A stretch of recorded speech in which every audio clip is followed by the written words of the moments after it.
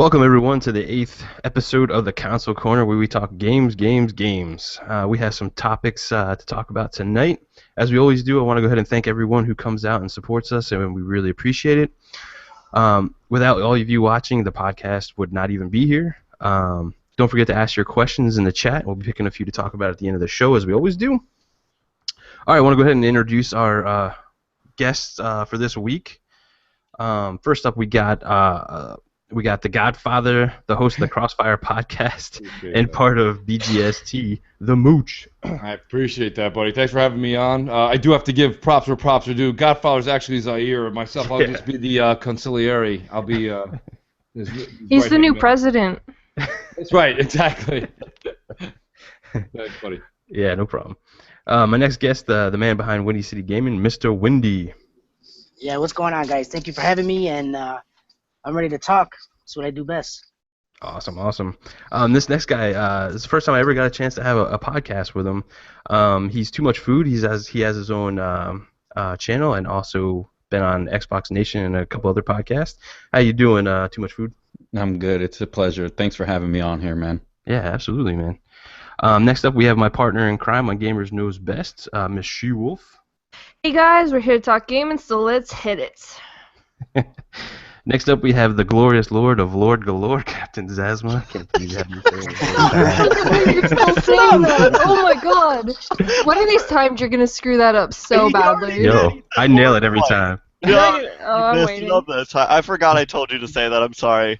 It was only a one-time thing because I want to be more of a comedic genius to write them each time. But, you know, whatever. Okay, bro. And I'm your host, GKB. I want to start off by going around the panel and just see what everybody's been playing for the last week. Let's go ahead and start with Mr. Windy. What you been playing this week, brother? A lot of UFC 2. A lot. And I just integrated my face into the game, so now when I get punched in the face, it's a little bit more meaningful now. Dude, that's awesome. Yeah, I mean, they redid all of the game really well. I mean, they took the engine from Fight Night, so of... the stand-up, so I'm really loving it. I'm playing, started playing a little bit of The Division again. It's really hard because I'm by myself, and then the missions are getting a little bit to a point where I'm dying in the same freaking spot every time by some moron burning me from the side. Dude, that we I thought are I like killed. a message away, bro, to help you out in anything. No, I know, but it's because of the time. It's like I don't want to just start inviting people, play like 20, 30 minutes, and then, oh, I got to go, man. I got to go. You know what I'm saying? So I'm just trying to work my way through it. I'll get to it. Then I was playing, what is it, Lords of Shadow? Lords of Fallen? Yeah, that one. And so far I'm liking it, you know. It's not better than Dark Souls, but it's a pretty good game, you know, and can't go wrong with it being free. And, you know, games like that keep coming out. You know, it's Xbox Live right now is shining. Nice, man. What about you, Too Much Food? What you been playing, man? I was into The Division. I picked that up on launch day, and without really paying attention and noticing, my Xbox Live ran out. So when I got home one day, instead of just whipping out the card, I actually popped in Arkham Knight because I haven't finished it, and I got done watching Batman vs. Superman, so it kind of like reignited the spark that I needed to play that game. So I'm actually kind of glad my Xbox Live ran out because now it's like forced me to do single-player games, and this game has been immaculate. So. That's awesome, man. Good stuff. What about you, Mooch? Well, I've been playing way too much Division. I'm sure you guys will all feel me there. Division. Right? It's just like, it's really, even when you decide, and by the way, shout out to Food right there. That was awesome. Because I have Batman Arkham Knight that I got on a turbo sale. Larry Herb tweeted out. Grabbed it for $14.99. Have it. I turned it on. I got like the first achievement on it. And then I just, like you said, I just haven't gotten back to it, but I want to. Been playing Division because even nights where I'm like, I'm not going to do Division tonight, I'm going to do something else, you get like 15 friend requests. Like, come on, dude, let's play. Come on, dude, come on. So it's like you kind of just drawn to it no matter what. But I have been getting a lot of flack from my friends. Me and my wife really enjoyed Ori and the Blind Forest, so I beat that hands down the first time it came out. And then I just picked up the definitive edition for the extra $5. A couple extra zones, couple extra powers that Ori has. You can acquire, and you got to remember. I mean, you know, not that old, but like I did grow up during the platformer era, where that was just like the games that I played growing up, and I really like. I don't know. My wife's like, "You're really good at those." I can't believe how you're good at that. I just what I played for a long time. So to see that game come back and not be in the shape of an 8-bit or 16-bit indie game, it's nice to play something that's gorgeous to look at and is also that same era. So really been kind of going back and forth between Ori, the Definitive Edition, and Division. But listen, once April 5th comes, everything takes a break. All right, everything else takes a break. Damn right. It's my birthday. Oh, nice. Oh, Very nice. Good stuff, man. Happy early birthday. it's your birthday. What about you, Zazz? What you been playing, man? Dude, I've just been playing Disney Infinity. Yeah, I saw you always on that. Picked it up on super sale, and I mean, I'm sure.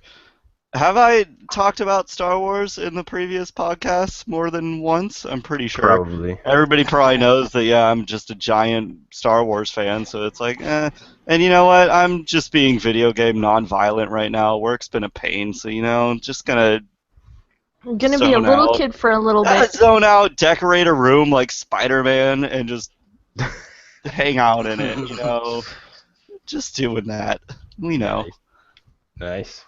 What about you, SheWolf? I have to give in and say I've been playing The Division, of course. Of course. Of course. Everybody knows that. And I actually play Ori, the Divinity. Oh my god. Okay, so Ori, I love how pretty the game is. I love Ori. He's the cutest little thing ever. But I hate I hate any form of like jumping puzzles in games. I really do. I played the game once, and I had to have GKB beat a couple things for me just because I hate jumping puzzles. I am horrible at them. As much as I want to do them, I'm horrible at them. But I still played this one, and I'm trying to play through it again because I want to see all the new content. So I'm pretty much just playing. SheWolf, when you say the hard part with the jumping, do you mean more like the Ginzo tree kind of stuff, or do you mean more like it's the Ginzo tree. Okay, all right. No, it's difficult. That's a legitimate beef with the game. Yeah. So, but other than that, I think that's really it. I think it's just those two. Nice. Let's see. I've been playing Ori Definitive Edition, Division. I just played through Alan Wake. Freaking love that game. That story is just amazing. I wanted to play through Alan Wake because, you know, Quantum Break's coming out, so I wanted to have a fresh Remedy game in my head when I went and played that. So, I think that's it for everything I played this week. Oh wait, I actually 100%ed Layers of Fear. Yeah, nice. Oh. I did. It's a good game too. That's a really good game. Was it creepy or not really? Okay, actually getting all 3 endings, it's like you're playing a whole new game every single time because you have to do different things to get each ending because there's 3 different ones. So it was actually interesting, but the game's not super long, so it could take you about like an hour or 2 if you have a video to walk through with. Yep. Okay. Cool.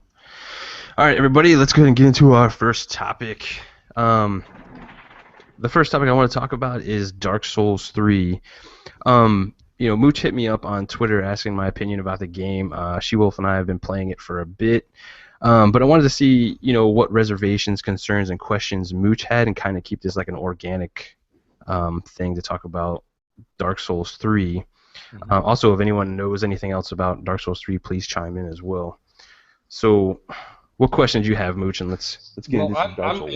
I have some entry-level questions because, to be honest with you, I've never really played Dark Souls. I mean, anyone who follows me on Twitter knows that, you know. And it's funny because you can't even say anything on Twitter because everything you're held to is like there's like a staring off. You know, there's like somebody from a law room or a courtroom there like dictating. What? You never played Dark Souls?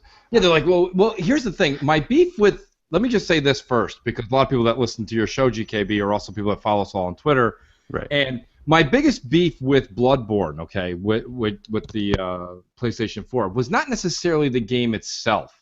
The game itself is okay. I always used to call it Baby Souls. You know, so it is what it is. But my issue with Bloodborne was the media was talking about it for 13 months. Listen, there's been amazing games, okay, anything from Grand Theft Auto to Halo 5 to Tomb Raider. That even after like 6 weeks, the media's done talking about those games, right? But because it was Sony's only exclusive in 2015, like it was talked about for the entirety of 2015. It's not that good. I mean, Dark Souls even intrigues me, but it intrigues me, and now I'll get back on course. It intrigues me because I like the challenge, and it goes back to what SheWolf was saying and how GKB comes in and helps her out with that game. Here's the thing. Ori, to me, I loved from the beginning. But then once I started reading on Twitter and forums, people were like, oh, my God, this is so hard, blah, blah, blah. And I was like, wow, the fact that I can do this, like a lot of people like, to me, I don't think it's anything. I mean, listen, you played 8 years of freaking all those Mega Mans and the ridiculousness of the 8-bit era. Goals and goblins. Exactly. You don't even know glitching. You don't even know rage quitting unless you played Ghosts and Goblins when it first came out. Trust me. The game would just glitch out.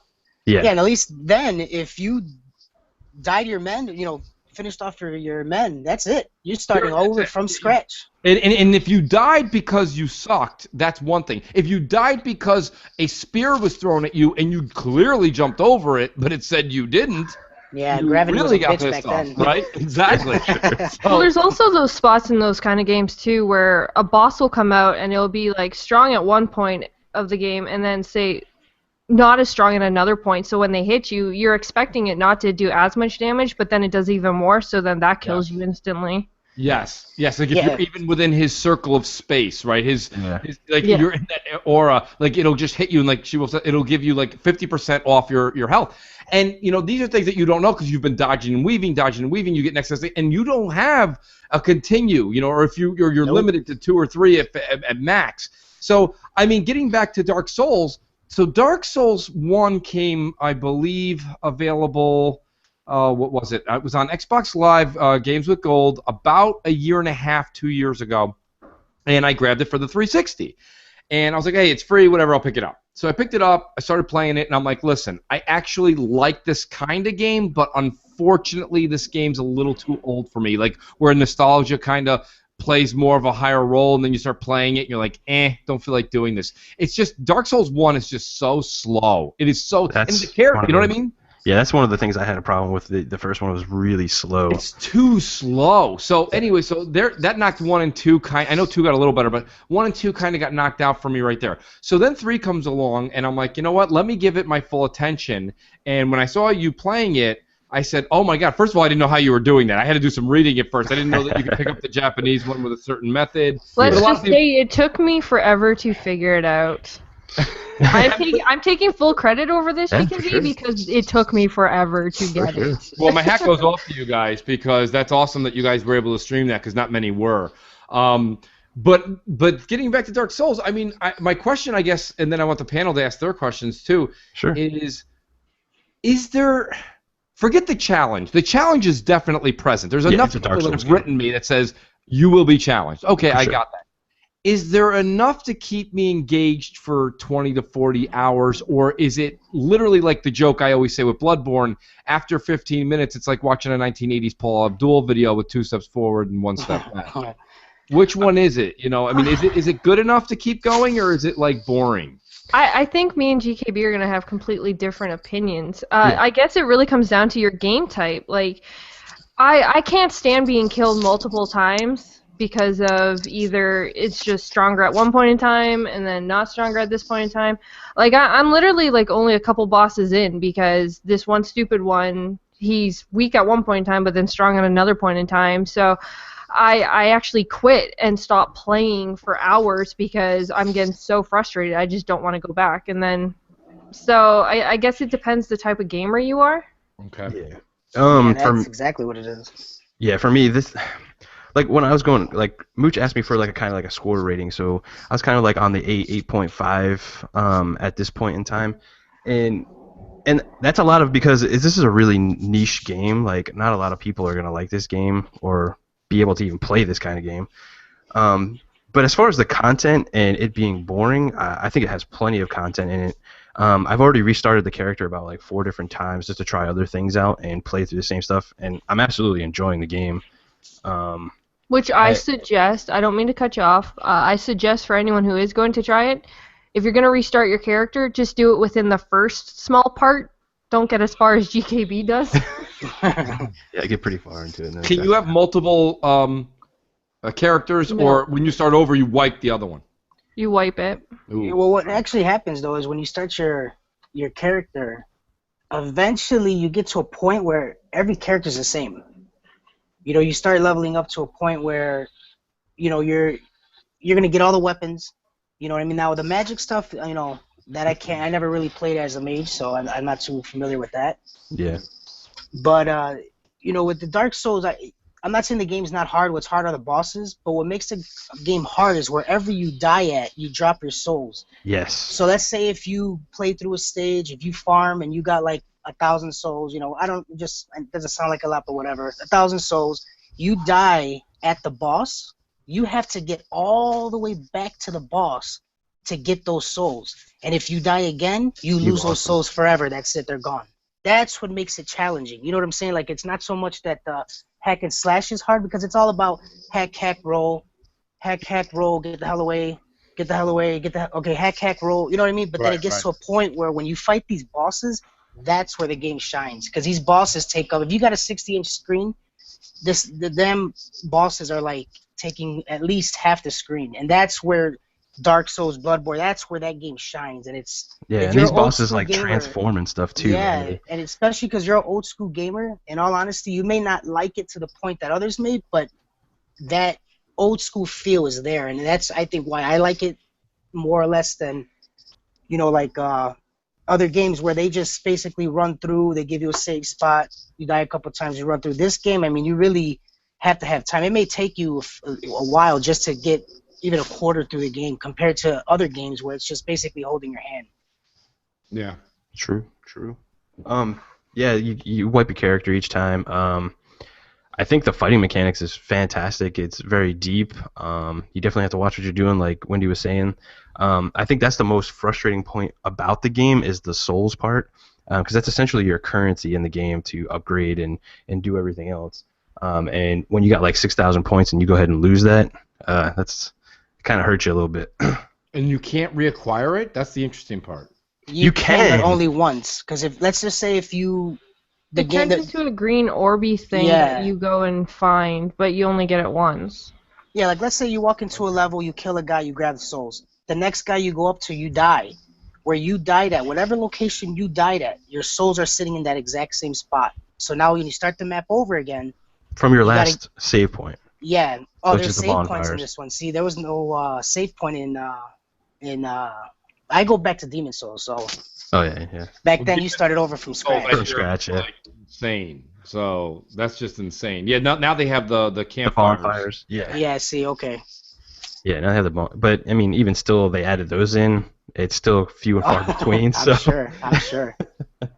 They've upped the challenge in between them. So is it a? Here's my my question here. Put you on the spot, GKB. So is it a buy? Is it a wait and buy? It's a pass.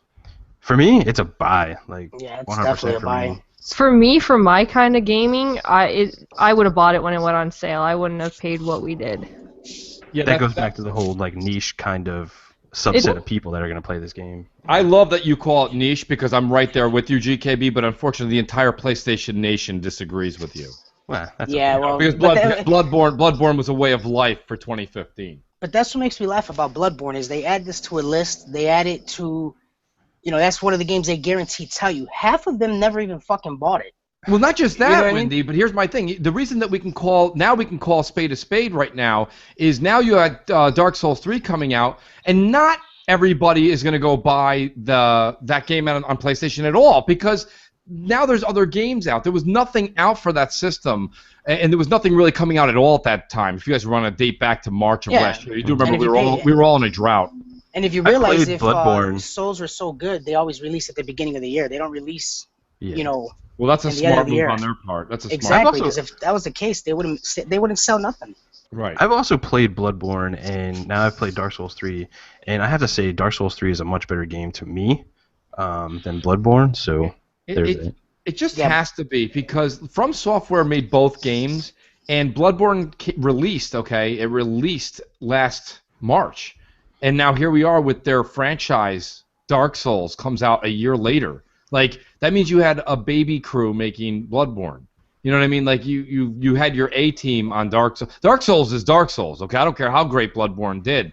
Right. Bloodborne did good because, like I said, if you starve somebody to death in a cage and then you throw them a slice of white bread, that's like Thanksgiving dinner. Like they're gonna like drool over it. I mean, they drooled over it. That poor. I have a PS4, and it's literally I'm gonna end up buying a PS4.5 before I buy a game for it. There's nothing out there on this damn thing. Well, get ready. In 2017, they're gonna have Bloodborne remake. Oh, absolutely. We're gonna get all. I think it was you, Windy. Wasn't it you yesterday? Somebody tweeted out yesterday. I thought it was really funny. Everybody goes, "Mooch, get strapped in for this one. You're about to get Bloodborne 4K until you on 4K. Yeah. It's gonna be just everything all over again in 4K." It's pretty funny that From Software can like turn out these games pretty quickly. I don't know how big their studio is, but they can really pump these games out. Well, my hat does go off to them. I mean, whether you want to sit here and just joke around, say Bloodborne was a baby Souls, it still is a full game, and people did like it. So yeah, no, my hat does go off to From Software. You can't usually have usually they have another company that we don't know. The name isn't so big, but they trust very much. That makes these games for them on the side, but still, they're still associated with them. So yeah, no, I'm not going to discredit them at all. That's an achievement. So I wanted to add in though, for the Dark Souls that we're playing, we don't actually have the I guess the full game, I guess you can say. We actually don't have the multiplayer where I guess you actually get to play the game co-op. So that could actually make this game a little more fun. Well, that's what I was asking Jordan today. Like co-op. Okay, so this is the first time co-op's being presented? Apparently, and which if it is, like, again, I like running through games with friends. It's a lot more fun for me. So I guess in that end, it would definitely make the game a lot more interesting for me. So are they still gonna have the PvP?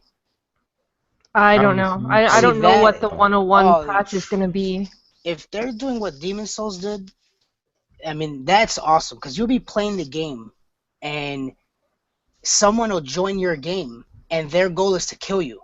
Your goal is to, and you don't know where they're coming from. Like, you could be at the end of the stage, and they may be at the beginning of the stage. So the music kind of changes, and now you're basically sitting in a corner, looking left and right, waiting for this guy to come. I mean, that part was cool. The only thing is there's some guys out there, man. They're just so RPG heavy that they're just so well-rounded. I mean, Chris Hall says that I guess there's co-op in all of them, and there's going to be PvP. Yeah. I haven't really read much about what's exactly going to be released with this game, but also I want to add in that the game is gorgeous looking, even for what it's running at and everything else like that people want to talk about, which I don't care about that crap. But to me, the game is gorgeous, and especially when you look out into the distance and watching GKB get burned on fire from dragons and eaten by treasure chests. It's just hilarious. That dragon pooped on my head, man, like for real. Do you heavy roller with that chest? He gave you a bear hug. That was great. He thought I didn't know. He could open it and he would get something. No, what happened? What happened was this dragon came down, and I was like so happy I got past this dragon, and then I found this chest, and I'm like, cool, this chest. I'm gonna go get some loot. Yeah, no, not so much. Yeah, I got a question though. When playing the game, because when watching the video, it's hard to tell. Yeah, I didn't notice anything, and I've watched several videos. I mean, basically the whole maybe 2 hours is like ruined for me, but I don't care. Do you realize or even notice frame rate drop to the point that's being talked about? Because I don't see it, I notice it to a point, but is it to a point where it's making you die or getting in the way of your experience with the game?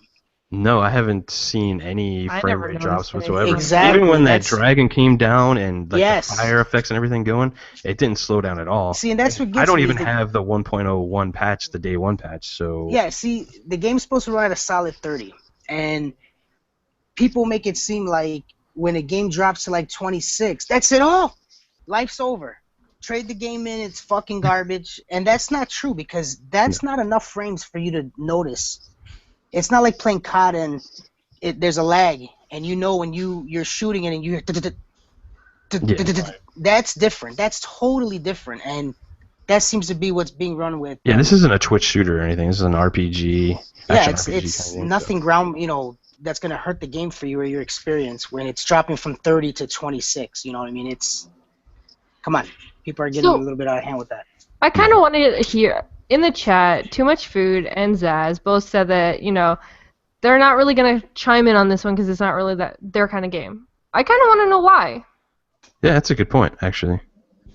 It's just never appealed to me, that whole when I was younger, during, I want to say, what is it, the 6th generation? Am I right? Dreamcast, PlayStation 2, Xbox, GameCube. Yeah. There was a whole lot of people trying to capitalize and mimic the experience from Devil May Cry, which I seen in action from friends whose houses I went to, but it's just never been my type of game at all. That whole gothic feel. The closest I've ever gotten to that was during like a 2D platformer in Castlevania, which one of the best Castlevanias I've ever played was on the Game Boy Advance. But that's the closest I could get into that kind of universe where everything's in that gothic look, medieval feel. But it's not it has nothing to do with the gameplay. It's honestly just the theme, because there's games where it has the same mechanics like Kingdom Hearts. It has pretty close mechanics to Devil May Cry, and I prefer that. So when I look at Dark Souls, it just reminds me so much of that type of atmosphere. I don't want to, get off of work and go, turn on my Xbox and be like, yeah, I'm gonna play this super dark, and gritty atmosphere, medieval type of feeling game. I actually just want to be in the future, and like in Titanfall, or have futuristic tech like in Arkham Knight, or the same kind of feel with Division or in Destiny. I've always been into more future-esque type of things. It's just not my style. It's funny. I love That's a valid point. That has to be like one of my all-time favorite games is Kingdom Hearts. Yeah, man. I remember when I was in 10th grade and I picked up Kingdom Hearts 2, I went nuts, destroyed that game up and down, and I was on the bus and I said, man, I don't want a PS3, because this is when the PS3 wasn't out. I was like, I don't want that, but if it ever comes out on the PS3, I'm getting the PS3. And we went like 10 years and no Kingdom Hearts at all. So I'm still waiting for 3 to come out. They announced it and then they just take it away. It's what hard. about you, Zazz? Why don't you like a Souls game? Oh, well, you remember when we both got Bloodborne at the same time? Yes. Yeah, and I really like the universe of it. Yeah, the universe was amazing. I loved the universe of it. And I just wanted to look at it, and there I'm just getting hit all the time. And I can't walk more than 2 feet when I'm trying to pay attention to something that I don't even want to look at the game. So, I get frustrated enough with my day-to-day. I don't want to pay to be mentally abused. It's not, I mean, just like Too Much was saying too, I'm not into that type of fantasy stuff. That deep into it, medieval and stuff like that just isn't my thing. And, I just think there are better games than it. I don't need it to be super, super tough. What if Darth Vader was a playable character? Then it would be a different story. I think it's something. I think it's something with time too, guys. I mean, and I can't speak for. I think Zazz is also young. Food's young. The thing is, and Food actually is not that young. Food's pretty close to my. But 28. Yeah, you're old. Yeah, you guys aren't that much older or younger than me. But my point is I think it's an era thing, right? Because think about this. Let me just put everybody into a different mind thought. This is why my impression. I've never played any Souls games. I'm coming completely novice into this. But the reason it intrigues me is just recently, I'm really into, well, not just recently, I've been watching since episode 1, but I wasn't on day 1 into Game of Thrones. Oh, I love that show. Right, Army of Darkness, a comedy with Bruce Campbell, right? Great movie. That era, and I completely respect Food and Zazz's opinion, because I was not into the whole, let's just call it medieval times. I don't know what the hell time it is. It was before that, if you're talking about these things that are coming out and attacking you. But that whole era was not of any interest to me. And now all of a sudden, that door's kind of crept open, and I'm like, that's neat, because here's my only thing. I'm always a day one buyer for, you can ask food, Titanfall, Destiny, anything future, Halo. I like all that stuff too. I'll never get bored of that. It's just kind of like your old like go-to games. You put something in the future, I'm there. Oh, But, like, he's now gonna I'm like the trying to- next topic then. Oh yeah, the next topic for you, Mooch, is Oh man, I think that the thing about the other thing that's intriguing for me, and actually, Windy, was it? No, it wasn't Windy. Zazz, you just said it, and you answered one of my questions. I'm hoping. I was so scared when you watch Bloodborne Let's Plays, or I'm watching even GKB when he was playing. But you know, it was the early part when you were playing it. I was also concerned that Souls was not going to have enough like enemies on screen. It kind of looked like you walked a ways and there was an enemy, and it was like, you know, fight, roll, fight, roll, fight, roll, and then you walk another 10 feet and it's fight, roll, and I'm like, oh no, is this what you do for 45 hours? What it does, Mooch, like just the real quick Go thing, ahead. is it kind of ramps up as you get stronger, kind of thing. Okay. Where I get to now, I'm just like, holy crap, there's so much going on right now. How am I going to get through this? And you got to kind of plan your route. So yeah, there's definitely more enemies as you go further into the game. All over yeah, and the you got to place. remember you're using your sword and shield, so with a gun you could take out 40, 50 dudes with no problem, you know. Yeah. So they kind of limit the enemies, but let me tell you, you don't want more enemies. You don't, because that game's already, when you die, you don't want to go fight them again, you know. Yeah, and I mean, I think that between that being put to rest for me, hearing that you guys are giving, I mean, even GKB, you giving it. Listen, an 8.5 in my world that's a solid game, man. That's the ball getting hit out of the park, buddy. That's Yeah. worth getting. I do think though, just because of the calendar, not because of anything else, but because of the calendar, I will end up putting off Dark Souls till probably, I want to say, June 1st-ish. And you're probably going, how the hell did you come up with June 1st?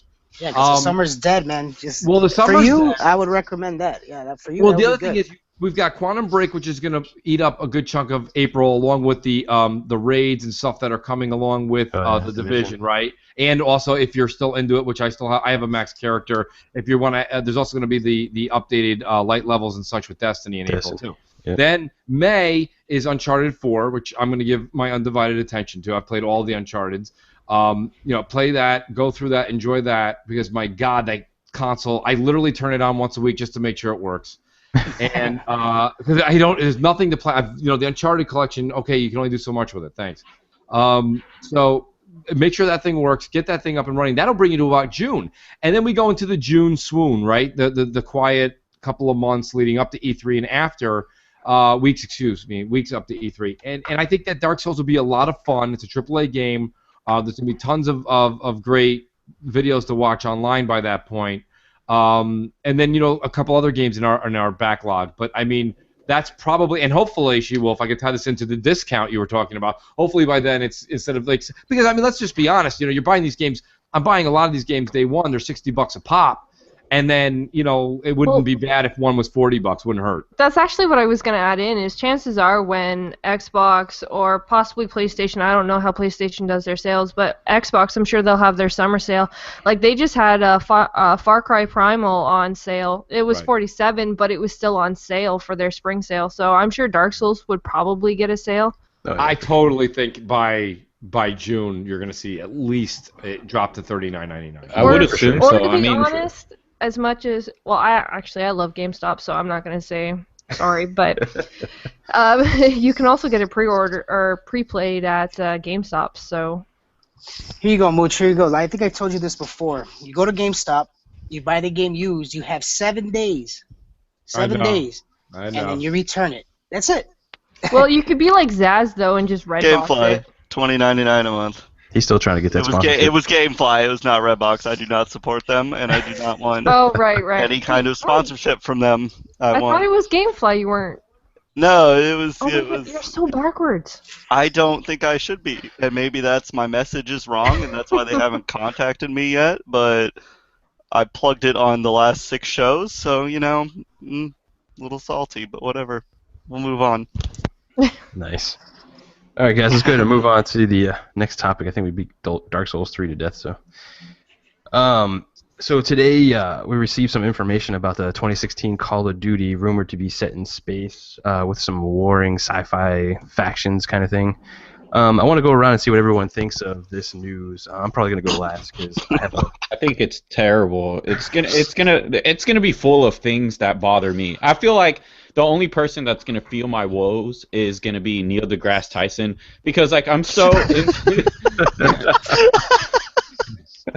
into like physics and science that like for example when you were playing Call of Duty Ghosts in that first scene, you know, when you're in like a space station and you were shooting your gun in space and you can see like fire come from the chamber, but like scientifically that's impossible. This game could be amazing, but I'm gonna let like these little minuscule things be what like make or break this game for me. So like, Right? it's gonna bother me. And Dude, if they do bullet drop in space and stuff, I'll be done. Like, it was awful. Like that first scene. And the thing was is that they were so proud of it. They're like, yeah, like epic opener. And I'm like, was it in space or not? Like I don't know. They were trying to sell the idea of space. So like I think what they're gonna try to do honestly is go even further into getting the feel of Halo down because you could only mimic Halo oh so much while you're in a modern-esque shooter that isn't so far out into the future like Halo is. And why I say that is because I'm sure there's going to be a map on some ship in space and a map on the moon, and what that entails is you'll be able to jump higher or probably hit a lot harder, which would, you know, like the Master Chief does. But I assume they'll have like maybe 1 to 2 features that will be appealing. I can't think of one right now at the moment, but knowing them and having billions, I'm sure they have someone in the you know back room thinking of them. And another thing that I think is going to be hilarious if they do zombies in space, because first and foremost, how those zombies get in space, and and I'm a huge moviegoer. Like I watch probably like 8 new movies in theaters every month, and before the movie plays, there's this black guy who's like, "Hey man, you don't mind if I scream a lot?" And then him and his Asian friends like, "You know what movie I love? Zombies in space." So like, I feel like this is just gonna be. It's just giant corny. It's corny to me. I mean, It's like all those other movies, like zombie beavers and zombies on the Sharknado. plane, Sharknado, yeah. So next one's gonna be Call of Duty on the sun, like, and all it is a bunch of guys screaming. Yeah, I think Call of Duty's and I think it's definitely jumped the shark a couple of games back. I don't know, for some reason I just think that I made a prediction last year and I thought maybe they would prove me wrong this year, but I didn't buy Black Ops 3 and I'm not going to buy this year's. I don't. First of all, the holiday season is packed with stuff, and I just don't see needing to do that anymore. Now, I will say one thing. This was brought up that I kind of miss. The one thing that I had with a group of my friends for years, okay, starting back with the original Modern Warfare and then moving forward, was the great thing about Call of Duty was we had a good 8 to 10 of my friends. We would get on. Not all of us every night, but there'd be 4 some nights, 6 some nights, 8 some nights, 2 some nights. But we could always hop on Call of Duty. We all knew we'd be on that one particular game, and we know that we could, especially from like November till February. You knew that that was the hot streak. So you knew you could just play and play and play, and it was just fun because you were also being wicked social. You were drinking, you were hanging out, bullshitting. It was just a good time. Luckily, we've got games like The Division now, and you know, Destiny kind of filled that up a little bit, where you can do a lot of action for a while and then have a rest period after that, so you can bullshit, which was the lobbies and stuff in Call of Duty. But unfortunately, you know, now with all these other games coming out, like Call of Duty doesn't warrant the $60 tag anymore for me. No. I just can't. And the thing is you might go, well, Mooch, just wait till. I waited till Black Ops 3 got on sale. When Black Ops 3 got on sale, the Steam was gone. Like, I just didn't care. I was like, nobody's playing it really anymore. No one's really talking. I don't want to just get it to get it. So I'm like, it's kind of over. And my friends felt the same way. Everybody bought Halo 5. We played that. We played, I think we just played a lot of Destiny, to be honest with you. We played PvP and we played PvE. And that was our fill last year. We just didn't feel like we were missing anything. And now you're going, why not just do what the audience wants? You know what I mean? I heard a couple people tweet it to me today. Oh yeah, I did. They were like, they were like, Mooch, I'm out on Call of Duty because of one reason. Not because they went and did the space thing. Because they didn't listen to the fans. That's it. They did not listen to the fans. Fans have been asking for 2 years. Well, it's kind of like what Fox said. Yeah, I think maybe it was Fox that said it. Well, look. Here's the thing. She just put in there. She's like, Call of Destiny. Like it's another. They're taking it way too far. They're just ripping off more games, just like how Black Ops 3 was a ripoff of Titanfall and Destiny. Like, how much farther can you take away the originality of games? And that is what Call of Duty's doing. Well, here's the thing. Like, I'm like the biggest like Call of Duty probably fanboy there is. Zazz can attest to this. You know, I've played Advanced Warfare. I don't know about that, man. I don't know about that. Well, maybe. Okay. But I played Advanced Warfare, man. I was like Master Prestige like 6 or 7. You know, I was trying to go for the full thing. And ever since like Black Ops 3, man, like I thought Advanced Warfare was like the pinnacle. Black Ops 3, you know, lost me. They don't even. Man, I don't even know where they were going with that game. And now I hear like another game. Everybody's like, we want boots on the ground. We want World War II or at least Modern Warfare type game. And, you know, Activision, go fuck yourself, man. You're just shitting on us. You ain't fucking listening to the fans. And honestly, I'm just tired of it, and I'm done. Titanfall 2 is coming out this year, and it's done.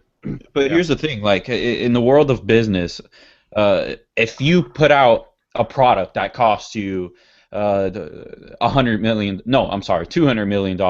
and you made billions off of it. You're like, this is great. Let's continue this formula. Right. If you start to say, hey, let's make this budget smaller so you can widen your margin, your profits, and it works.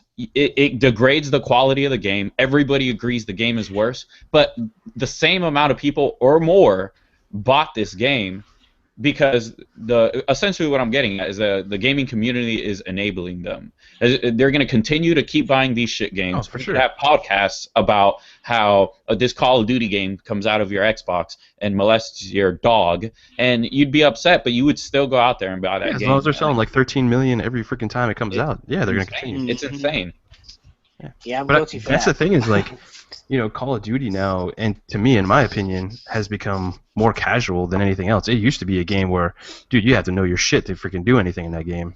But now that's what it is. Yeah, that's. But I think also, though, a lot of the, you know, with having the COD championships and everything else like that, everybody's getting this game because they want to be sponsored. They want to, you know, everybody has this hope of where they can just spend their lives playing Call of Duty and become this big champion, make money, live in a house with friends and whatever. I think they gave all these people, like even all the casual gamers and everything else like that, they gave all these people this dream and everything else like that.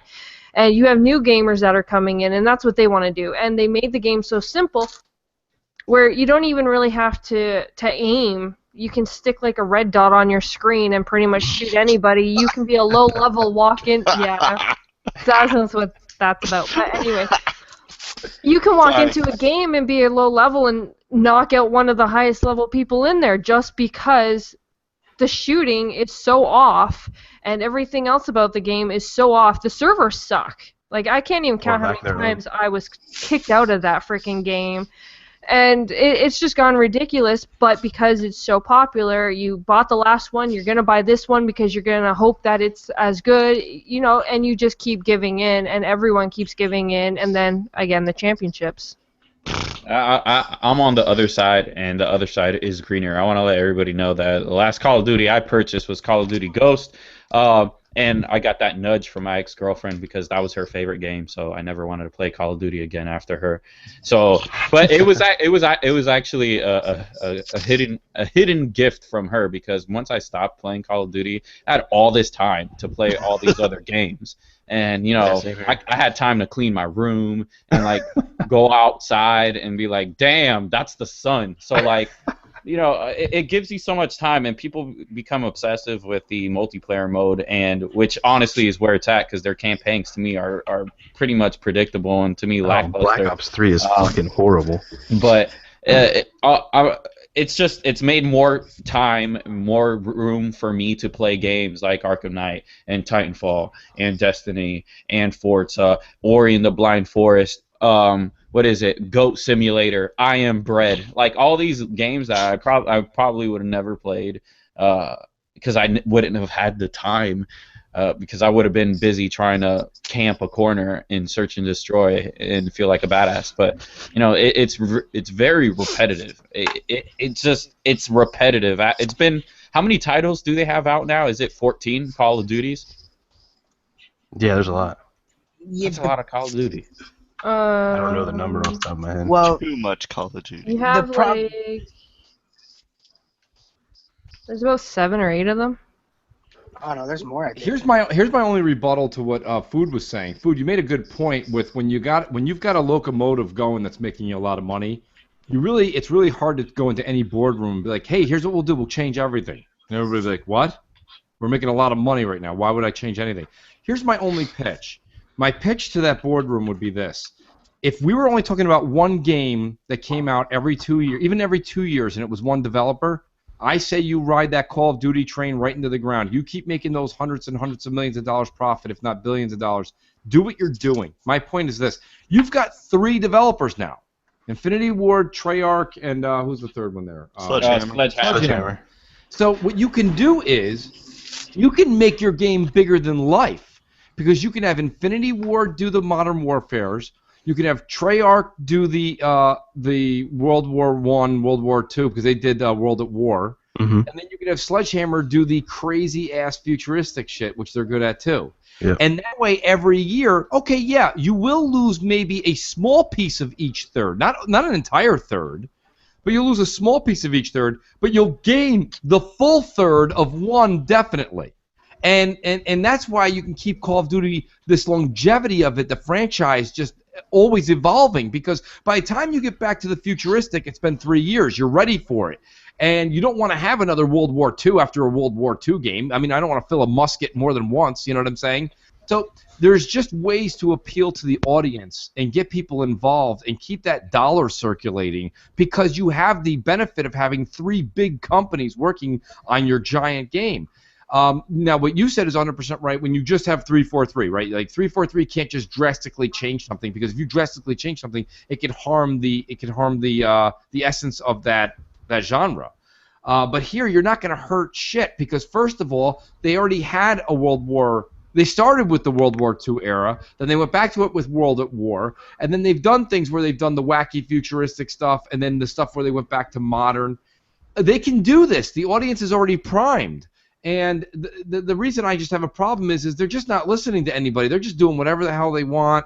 And, this time it's space. Like you said, it'll be on the sun next time. They'll have suits that are just heat resistant to anything. I mean, it's just, where does it end? It's like, I don't want to play Call of Duty, the Pluto edition. I want to play, you know what I mean? Like, I want to play it back to the old school stuff. We like that nitty-gritty stuff. And like I said, this is stuff that I think comes And with on age. that, Destiny actually made... sorry, not Destiny. I just saw that in something. The Division actually put off a really good stance for any game that wants to come back to that old style of play, because that is exactly what Destiny, or Division... I keep saying Destiny, yeah, there we go. That's what the Division is, and it's one of the top-selling games of... Right now. All of Ubisoft. Mm-hmm. Yeah, see what it is, though, is you have... How many millions are buying the COD, okay? You got half that want back boots to ground, which I want. Yep, And then same you got the other half that wants change. And around Modern Warfare 3, you had everybody complaining about, oh, it's stale, it's the same thing, it's stale, it's the same thing. And what they're not realizing is, look what it became. Because Black Ops 3 sucks. I mean, I'm a huge Call of Duty fan. That's my number one multiplayer game that I play the most. Sorry, guys. But that's... AW, I appreciate what they did, because they did it well. They allowed for their exo abilities to work in their style of maps and their hit detection. Now, with the latest update for Black Ops, the hit detection's fine. But to me, Infinity Ward makes the best COD. Ghost got a lot of bad, everyone hated Ghost for whatever reason. And what I think a lot of the reason is because you have these pro gamers that these people look up to. These guys are a bunch of idiots that live in their fucking mom's basement so they can get their career going. And because they say the game is mediocre, oh, that game sucks, that game sucks. You haven't even played it yet. I remember Nate Shot, which is probably the most popular COD player. He didn't like Ghost because you die too fast. Who the fuck bitches about dying too fast? It's a fucking war game. That's actually GKB was watching one of the YouTubers. He was complaining about having to actually go up against people of higher level because of the kill-death ratio. That guy's a fucking idiot. That guy's an idiot. And that's one thing I wish Activision did do, and that's my biggest flaw since day one, is their matchmaking is bad because there's no reason why you just bought the game and you're playing against level 2 and 3 prestiges. Not that a prestige means anything. You could still suck, but it just means you're more familiar with the game. You know what I mean? You know the nooks and cranny of every map, of every gun. You know what by stats. Yeah, a lot of people give credit to Treyarch, but I am with you with that, Windy. I do think Infinity Ward makes the best. Treyarch fucking sucks. If Treyarch never had fucking zombies, no one would even give a shit about Treyarch. Right. If you want to play a real Treyarch game, go play Call of Duty 3, which was garbage. If it wasn't for Infinity Ward, Call of Duty wouldn't be what it is today. I do agree. Thanks to Zampala, you know what I mean? Yeah. That was his baby, and I think that was what put it on the map. Yeah, I could still probably play part 2 right now and have a blast. Yeah, there's no running, but the style, their map design, that's the rumor, it was just perfect. We should probably bring that up, right? The rumor is that we're going to hear, and it's a nice little, if this is something I'm applauding Microsoft, it's a nice little jab at Sony. When you buy Call of Duty for the upcoming Call of Duty for Xbox One this fall, you're going to get Modern Warfare 2 and I think Black Ops 1. That's a nice little perk. Yeah, I think it's Modern Warfare 1 or Call of Duty 4 and Modern Warfare 2, I think it was. Okay, but is that what it is? Call of Duty 4 is hacked. I mean, the last time I played Call of Duty 4, you had guys floating in the sky, and you know what I mean. So they have to tweak that. But I mean, I'm sure. Do you think Sony would let that happen with them having the marketing? Well, I don't think they can stop them, and I'll tell you why. Those are games that Microsoft. It's just a backwards compatibility thing. It's just PC. It's not, they're not like remasters or anything. Yeah, and what I think it is too. Also, those games still came out under the Xbox contract when they had, right, Call of Duty stuff. So I'm sure they still have some type of power over that. It's rumors, so don't run with it. But it's been speculated for at least a few weeks now, and I think that's genius because it's like, hey, you can go buy it over there where you get a non-important map pack for 30 days. If you buy ours, you get 2 other free games. Yeah. Yeah, I'm the first to go at it with a lot of PlayStation fans with the whole remake stuff, but there's only 2 games that I would really love to be remade, and that was Call of Duty 4, maybe a collector's edition where 1080p. Call of Duty 4 was a great game, man. Yeah, and that's basically what happened. Is Call of Duty 4 was so damn good that everything after that was taking steps back. Still to this day, everyone goes back to Call of Duty 4. It was your 3.57. That's it. You had no lock-on shit, so if you shot a rocket launcher, there was no lock-on. You had to do it all on yourself. You know what I mean? It was just, and the map design, it was just telling you, when Halo 3 dropped, I still played the beta of Call of Duty 4 more than Halo 3. You know what I mean? That's how much I love COD 4. They should really invest in, with the new consoles coming, either being the second sets of this current generation or the next, but they should do like Call of Duty 4K, like, remastered. But yeah, that would be great, but it ain't gonna happen because fucking Activision wants a new COD, and that's gonna take time, But like you said, they have them PSP teams, and they can, what is it, Raven? Well, Raven actually, I think, helped out with one of the last 2 CODs, or they're helping with the next Call of Duty because Infinity War, I think, is still short. But yeah, you have them just put a goddamn paint job. That's all you need. You know what I mean? That's all you need. Cool. The game is still to this day that good. Cool. All right, guys, I want to go ahead and move on a little bit here. Next subject I want to get into is I want to get everyone's opinions on the games of gold for April. In case anyone didn't know, 4 of these games will be playable on Xbox One. We have Sunset Overdrive, The Wolf Among Us. The 360 games, we have Dead Space and Saints Row 4. What does everybody think about this month's games with gold? It's exactly what it is, gold. Good point. It really is. They really stepped it up. I mean, this is what Xbox has to do. I think, again, this is another lesson to everybody when we say this, and everyone's like, oh, yeah, you're just an Xbox, blah, blah, blah. They listen to what we say. There was about 3 or 4. Remember something. Everything in this is a shout out to Rand, who's listening too. He's in the chat. He said this on Crossfire. It takes 2-3 months, maybe even a little longer, for Phil and company to implement anything into Games with Gold. You know, there's structuring. You have to reach out to the other publishers. You have to make a deal with them. Okay, there's a lot of time. You can't just be like, oh, this really sucks. Let's switch. You know, next month has to be better. You can't change it that fast. So when we all started bitching and complaining, and with every right to, by the way, every right to bitch and complain, when we were like, why is it when we found out like a lot of the Xbox app stuff for the PC gamers were free and the Xbox Live was charging us $60, and we were kind of like, or, you know, $50, which we all know we can get for like $30 or $29, but you know, nonetheless, it's tagged for $60 a year or $50 a year. So when you look at that, it was unfair, and I think Microsoft's heard us. And they're like, listen, not only to just appease, because remember, Satya said they're not revealing console numbers anymore, sales. They're revealing more of Xbox Live numbers. Mm-hmm. So in order to show service and usage, they want that number to be higher. In order to do that, you need more people. You need to retain your customers and get new ones. The best way to do that is throw out AAA games that are no longer selling for you. This is a no-brainer. We've been saying this for a long time.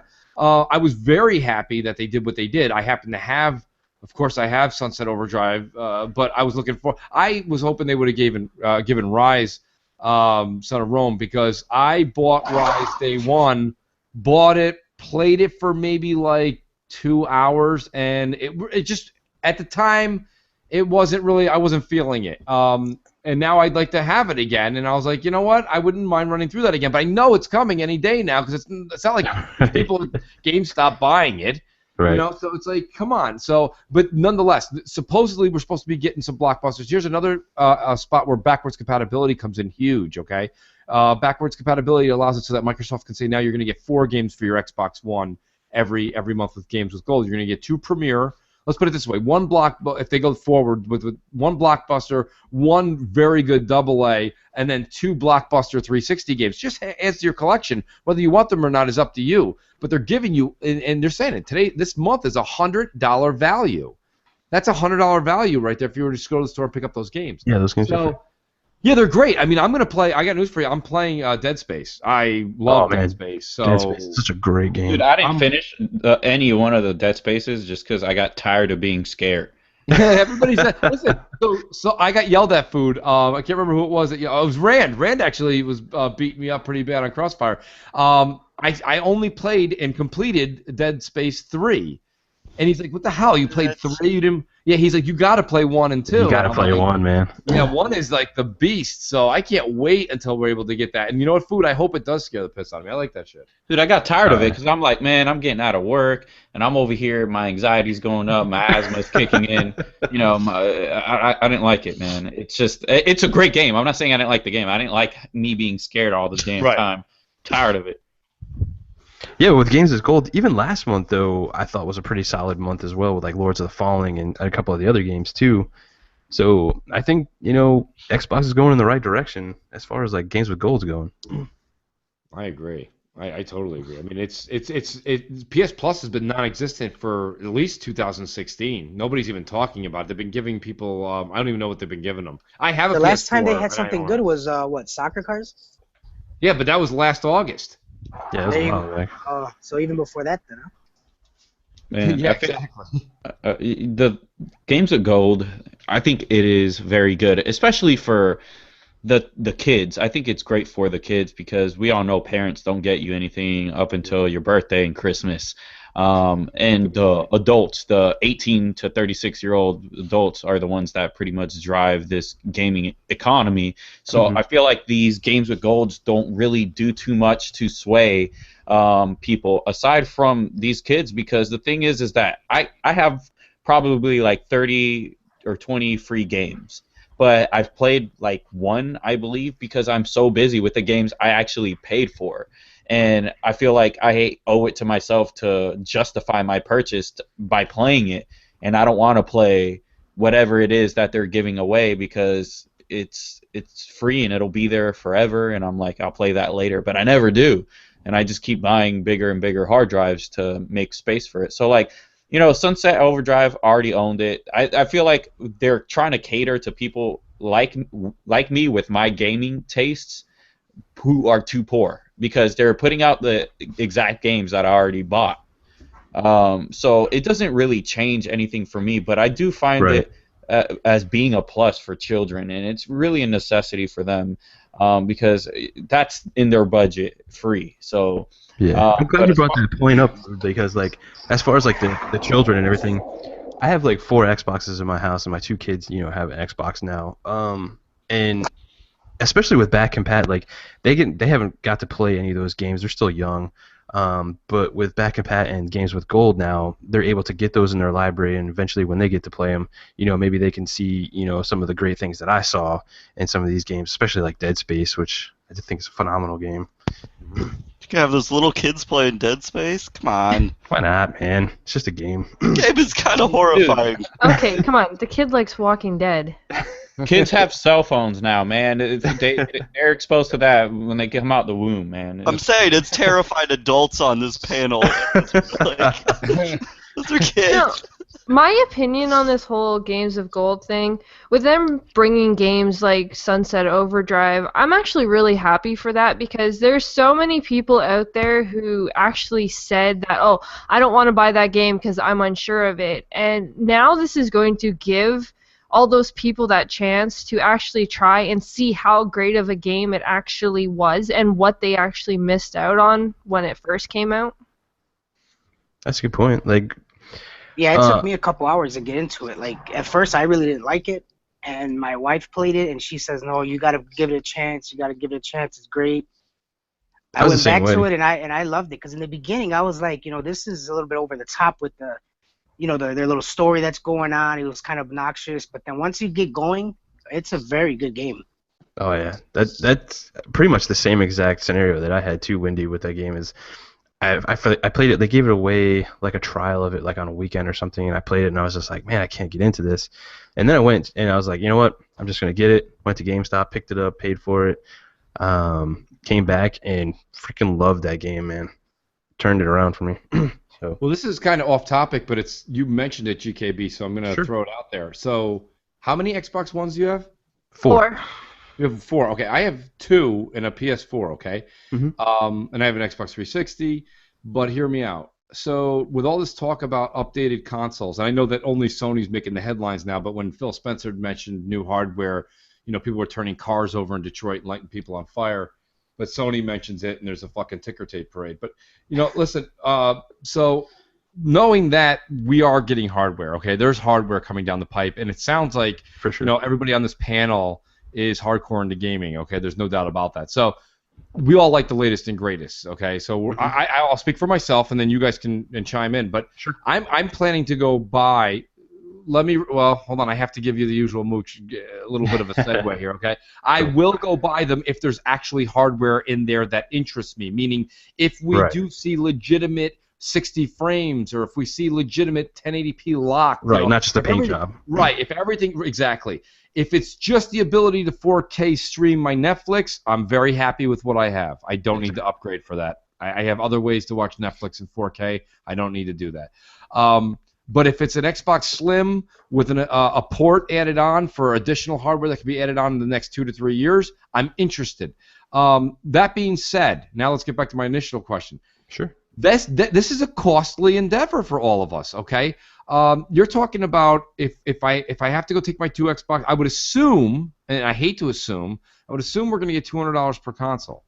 So that's still going to be a $400 price tag on each. So for just me, I'm going to be out of pocket $400 to upgrade. You're going to be out of pocket $800 to upgrade. That's just Xbox One. That doesn't include if you have a PS4 in your house. It's another $200 per.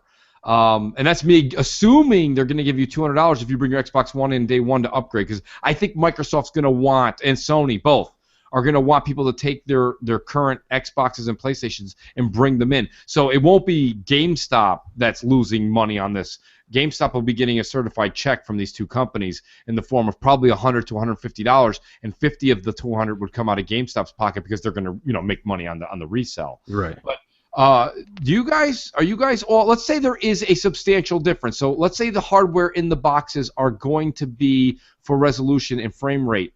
Are you going to buy them? Are you going to replace this for GKB? Are you going to buy them? Are you going to replace all 4?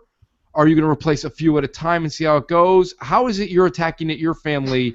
And that's, I mean, it's an interesting topic. I actually have to laugh. I have to laugh about this because we actually just had this conversation. What was it? A couple of weeks ago when we heard about this. We actually had a conversation between the two of us about what we would do.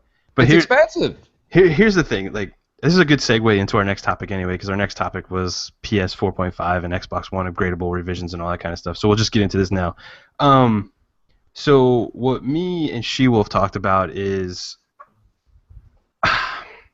as far as like my whole thing on the upgrade, I want something that I can plug into, and here's why. Like, I want to buy a console in the beginning of the generation, be able to upgrade it, let's say like 4 or 5 years in, and then have another 4 or 5 years after the upgrade.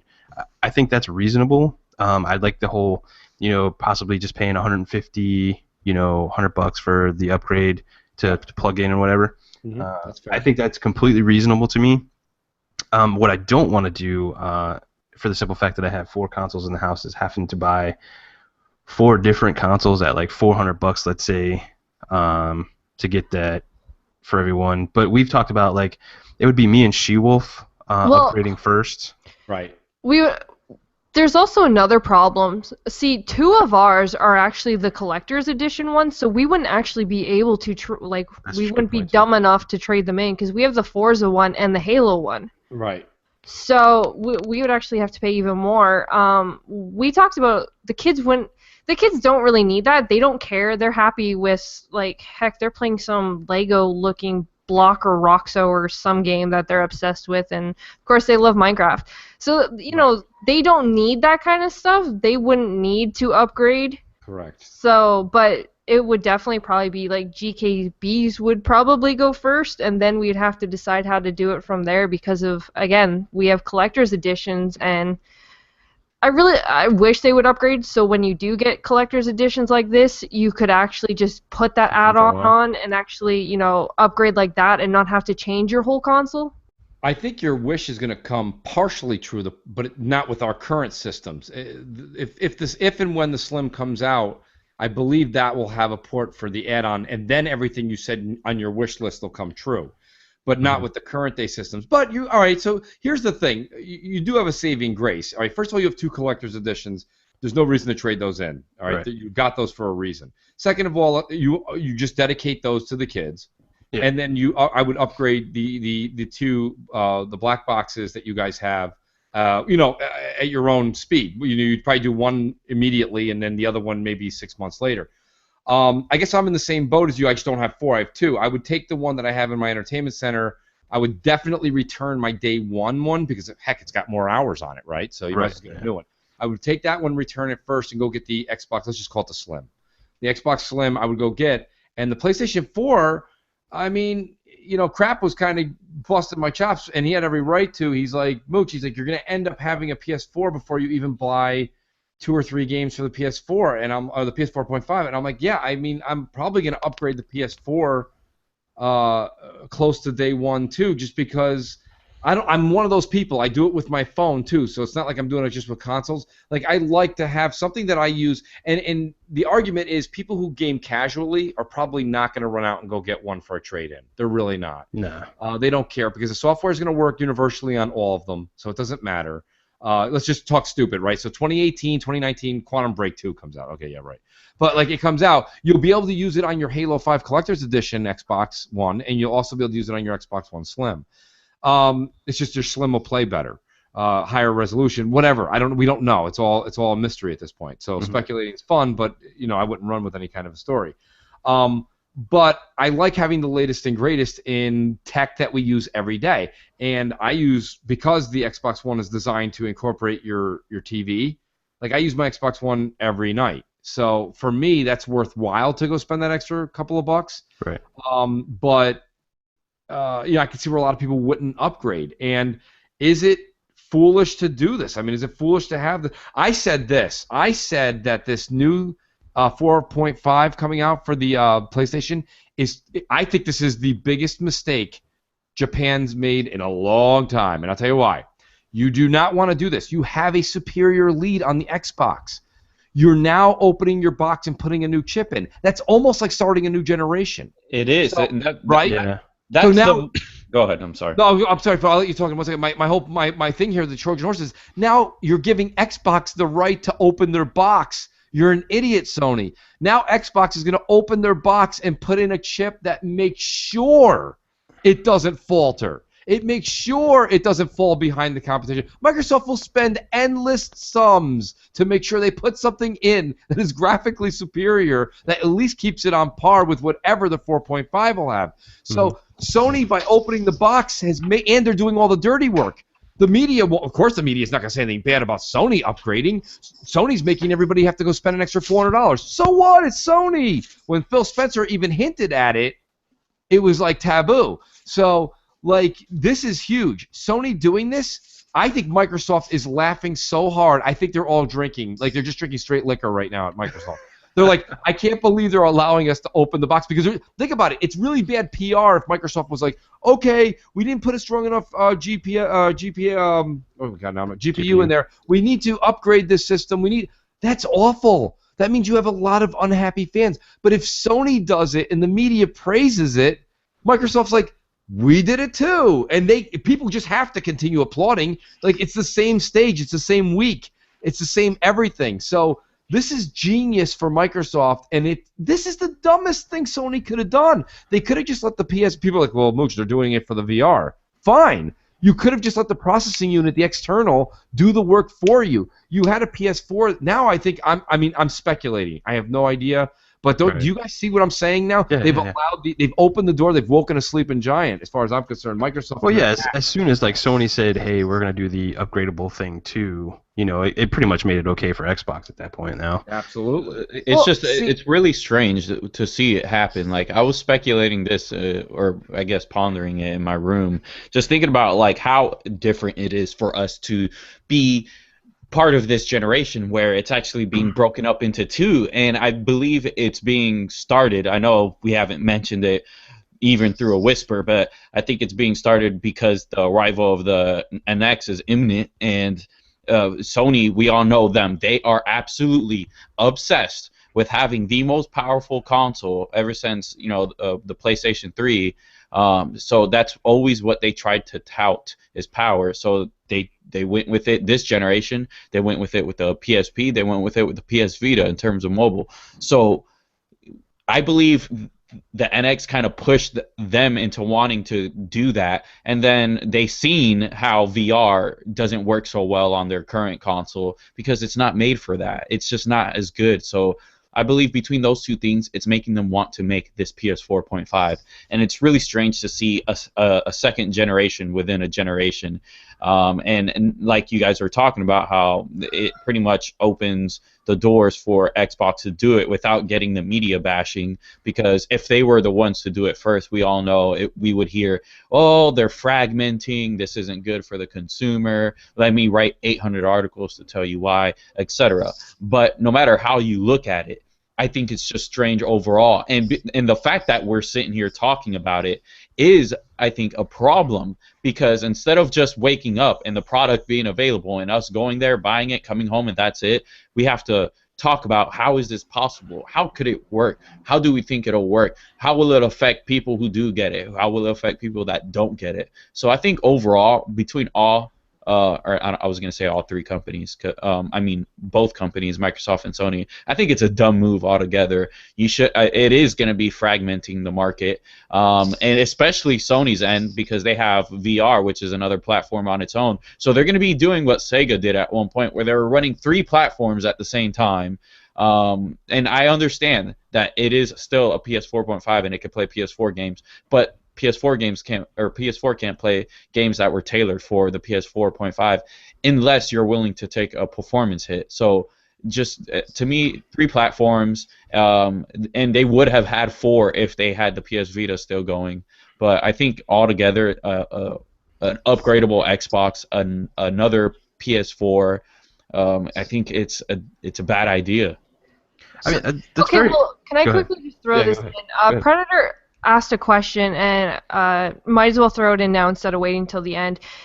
Predator actually said Nintendo and Sony both have new consoles or devices / VR releasing this year. Do you guys think Microsoft should push for the new tech now, or should actually wait a bit? I think what they're Yes, doing that's is what I was gonna waiting comment on. with HoloLens because they put their chips in HoloLens, and I feel like if that becomes successful, which I don't know about you guys, but I think HoloLens is a beta test. I don't care if it comes out for a year or two. To me, it's a beta test, and then they're gonna come out with the next one, and it's gonna be the real product. And I Yeah, the believe, consumer product. yeah, exactly, and that's what will be compatible with the Xbox platform.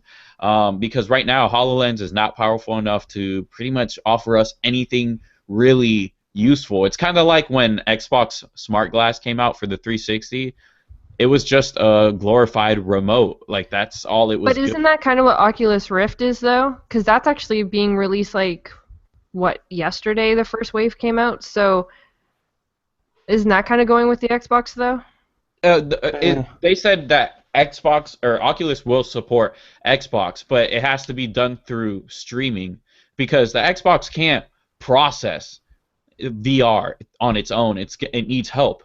So it's pretty much saying, oh, my TV has Netflix, and you're like, cool. Let me see your TV apps, and you're like, no. It has Netflix only because I'm using Netflix on my Xbox. You see what I'm saying?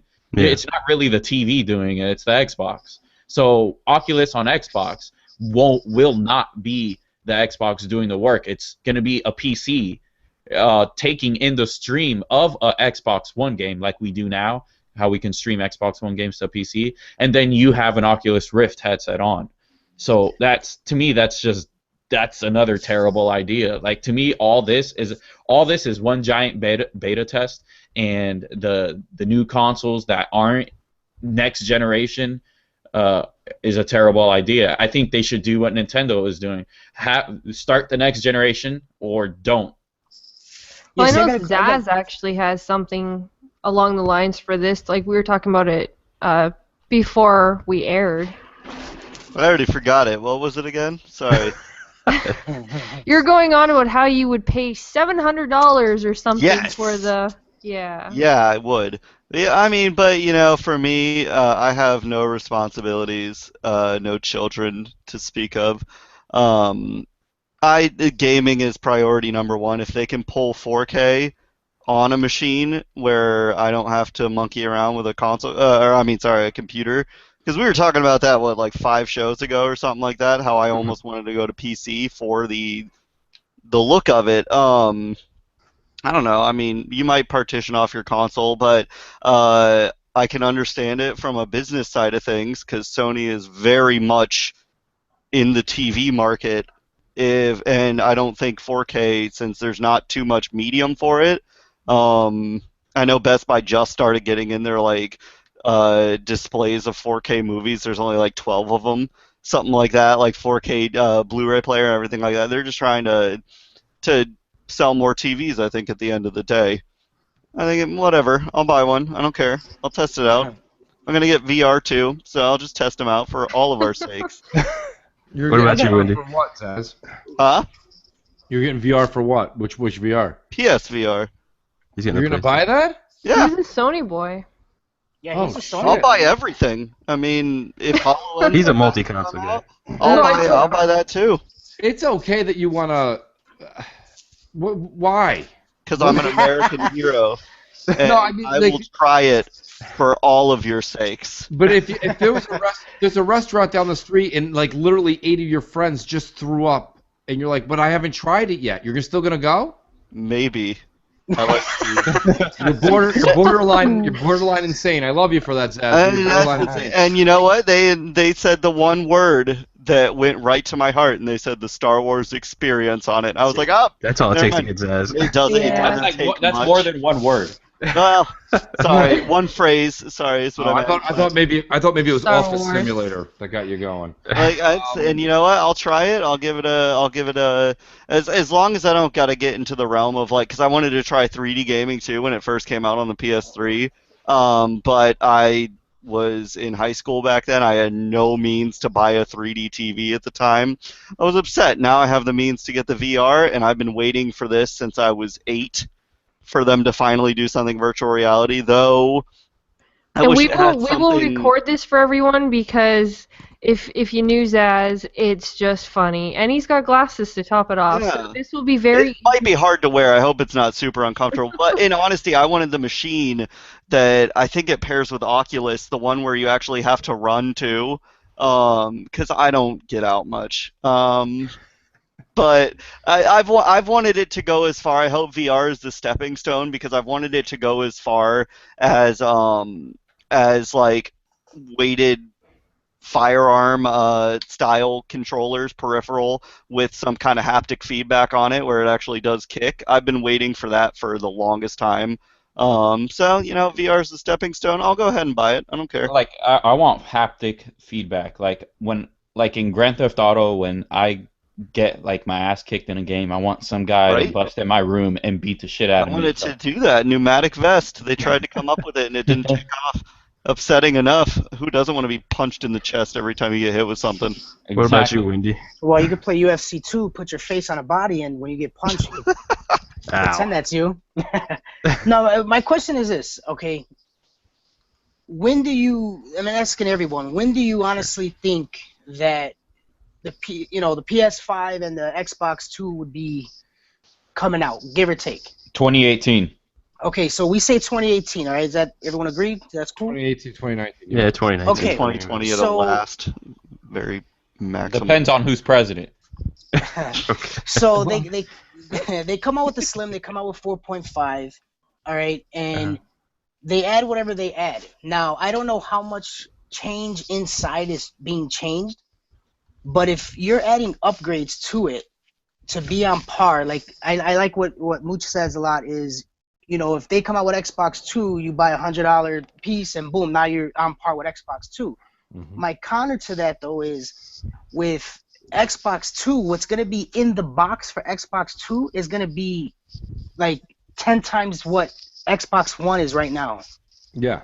And what ends up happening is by adding all these little pieces, and if 2018, 2019 is when the next one's coming out, why bother even upgrading right now when in a couple years you get the next one and it's going to be more powerful than your current Xbox with the add-ons? Let me answer your question, Wendy, because it's a good question, and it's things that gamers need to start to switch their mentality. Okay, what happened last generation was poison. It was awful for the industry on more than we can even talk about tonight.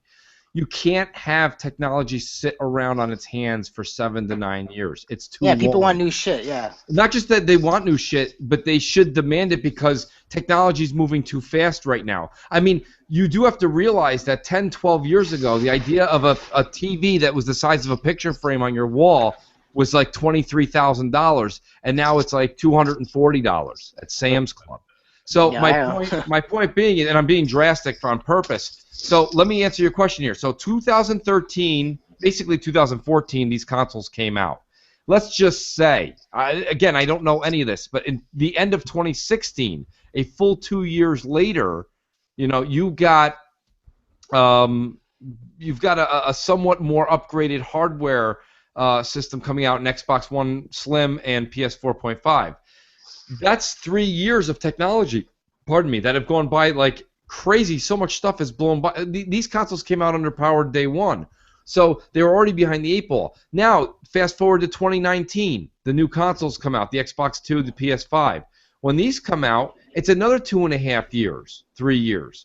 It's enough time to justify it, and people go, "That's an outrage. How can you say that? I don't want to spend $400 every 3 years." Dude, you spent $100 last weekend going to see Batman vs. Superman. You had one cocktail before or after and an appetizer with your girl. That was $100, and it was 3.5 hours of your life. So what I'm saying Heck, you is, buy really a drink and a can't. thing of popcorn, and it's like $30, and then tickets are $30 for That's two. what I'm. So there you go. SheWolf's even knocking it out of the park better. So you're talking about $60, $70 for 2 hours. What I'm saying is, why is it so taboo for $300 to $400 every 3 years, every 4 years? It's not that. I've never understood that either, and honestly. Well, no, I don't have a problem upgrading. Upgrading's not the issue. My point is though, all right, you have the specs of the current Xbox. Yeah. Whatever memory or GPU, CPU you have to add on. Yeah. It's gonna add some power that's gonna coincide with what's inside the Xbox to give you 1080p 60 frames. When Xbox 2 comes out, Yes. that current plug-in crap, the next Xbox is going to be powerful than all of that combined. Yeah, but And the point is though, Wendy, you'll go to the store. If you buy the Xbox One Slim, what you're saying is that one will be underpowered to the Xbox 2. But Yes. you go to the store and you buy a $100 external GPU, you plug it in. So Joe Blow goes and buys an Xbox 2. He's paying $450 out of pocket. You bought an Xbox One Slim for $400. 3 years later, you're buying a $100 GPU external, and you're you're just as powerful as he is. Yeah, that's fine. But my thing is though, is I have a feeling that the CPU, GPU, memory, whatever the case may be, that you can add, is still going to be underpowered to what that time frame is going to be. That's just what I think. Because I understand where you're coming from, Wendy, but there's been articles in the past month or two where AMD's now got this external GPU stuff. Yeah, they're doing it on. You saw it, right? You saw it. Yeah, I read about that. If they're doing that now, you don't have to worry about shit in 2019. As a matter of fact, I'll take it one step further and go the other direction.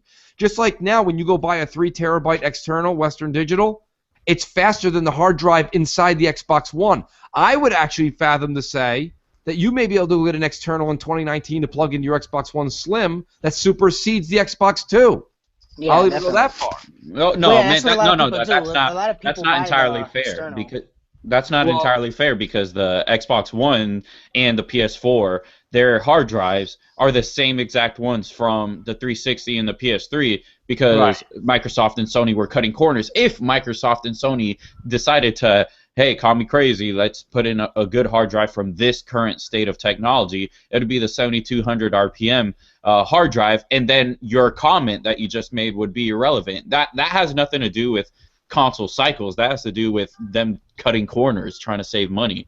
And before I get off track, I just wanted to respectfully disagree when you said what happened last generation was the worst thing or something along those lines, because we got to see apps running on these consoles, Netflix, Hulu, Crunchyroll, MLB TV, NBA TV, NHL, you got to see the Xbox Live dashboard evolved, I think, 7 times. You got to see additional hardware running on there. You got to see upgraded capacity in terms of space for hard drives, slimmer models using less power, more efficient CPUs. It's the same ones, but more efficient, running cooler. We got to see the prices go down to where it's more affordable and welcome others who were traditionally not gamers but would be willing to try it out because of the right price.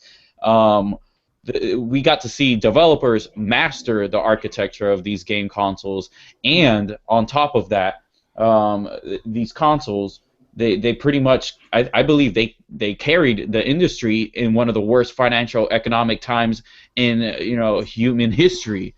So these consoles, I think they're great, and this situation forced them to master software and hardware that is out for a very long time, rather than relying on calling it quits. Because imagine they announce every 4 years we'll have a new console, or every 5. Then we probably won't see any new features after the 3rd year because they're like, we'll save that feature for the next console. We won't make this game for this console because we'll put it on the next one. We won't make this add-on because of that. First of all, they're doing that already. Second of all, but everything you just said that was so great about last generation is why this generation looks like the immediate second that Neo took the wrong pill and saw what the Earth actually looked like after we attacked the sun. Everything you just said is why we have the destruction and the lackluster of this generation. That's why this generation is meh. Yeah, that's why this generation, everyone's like, I don't feel like there's a guy in the audience right now who's in the chat, Tryhard fan. He says, I'm glad to hear you guys are having a good time with all these new games, but honestly, I'm losing my attention in games. The problem is that there wasn't a big enough leap. We waited too long, and now all of a sudden there's just nothing there. But that's not our fault. That's these companies, man. It was profit, because last generation we've seen consoles that were more powerful than PC for over 2 years, and then this year we got hardware that was already 2.5 years old. Like, that has nothing. It could be replicated, that success, but these companies chose profit all of them, the ones you love and the ones we hate. I see what you're saying there, and you know what? Food, good point, very good point. They chose to, back in the day when Nintendo came out, and Food, you probably know this. You've done a lot of homework on it. When Nintendo first came out, the NES, they launched that console making a loss. That was a loss for them, and that's what they should have done this time. And I think Microsoft realizes instead of giving away games and putting games in the box and this and that, all these other shenanigans that they're pulling, just lose the initial $100 at the cost of the console and make your money on the software. Because once you have the install base, that's when the money comes in. Right. Software is king, and they need to remember that. Do you think that the next ones are going to be 4K? Here, real quick, I want to answer Wendy's initial question there about the next one and this. See, the upgrade is nice in the fact that the hardcore are the early adopters of the new consoles, right? But you have people coming in throughout the generation, and they might not be apt to get Xbox 2 or PS5 right off the bat if they just bought Xbox One or Xbox or PS4, just a couple of years ago. So the upgrade option might be a nice thing for them. Where all of us on this panel are probably going to buy the next ones day one. So yeah, definitely. So for that, I think that's a good thing too, and it extends their generation for them. So I think it's kind of nice. It's all you also have to look at who are the consoles really going to a lot more now. It's the next generations below us, and it's the generations below them. Our kids are all playing Xboxes and stuff like that. Parents are not going to want to go out for Christmas time and buy a whole new Xbox or PlayStation when they just bought one a couple of years ago. A grandparent is not going to want to do that. But they might spend the $100 for the upgrade. Exactly. An upgrade, though, you have your, say, 16-year-old son come up to you and be like, oh, I want this upgrade. This is what I want, but it's only this much. It's about the price of, a new bike or something like that. A parent or a guardian is going to look more towards that than spending $400 on a whole new console. I agree. No, I don't know. I used to work at Best Buy, and I would have older folks go in there, and they're like, "Can I play this game on this console?" And they're holding a Nintendo Wii game, and they're talking about the 360. They don't. They just it's not to belittle them. That was the hard part with me working there, because I could easily be that gamer where you're a fucking idiot. But at the same time, I'm like, dude, I want to get this game into that kid's house, because I know how it is when you tell your parent or your grandparent, I want this game, and they get you the wrong one. Let me tell you this quick story. I promise it won't be long. I was 6 years old. I was in first grade, and all I wanted for my birthday was to play the Ninja Turtle games. And this was back in '94, something like that. And she bought me the Ninja Turtle game. I was so excited. She called me over the landline, not over the cell phone, because we didn't have those back then. And when she comes home, she gives it to me, and I open it, and it's the Ninja Turtles game, but for the NES, and I have a Sega Genesis. So I know that devastating feeling. These older folks, they really don't know what's happening, and they don't know the difference. So I know you're saying they're willing to do an upgrade because it's cheaper, but I'm like, how confusing is that when you're like, do I need an Xbox, or do I need just this box? They're gonna think that upgrade is an entire console. Yeah, I know, that's very true. And that's where I was getting at. Over Easter, having just a talk between my two brother-in-laws, and one of them was upset that Black Ops 3 for 360 is only online, and he likes the story and all that. And I was like, yeah, they only made it for next gen. He's like, well, yeah, I gotta invest in an Xbox probably, right? So I'm like, yeah, And then my other brother-in-law's like, well, you can get a PS4. It's more powerful, but yet this same motherfucker can't even tell you why. You know what I mean? And he only plays Madden.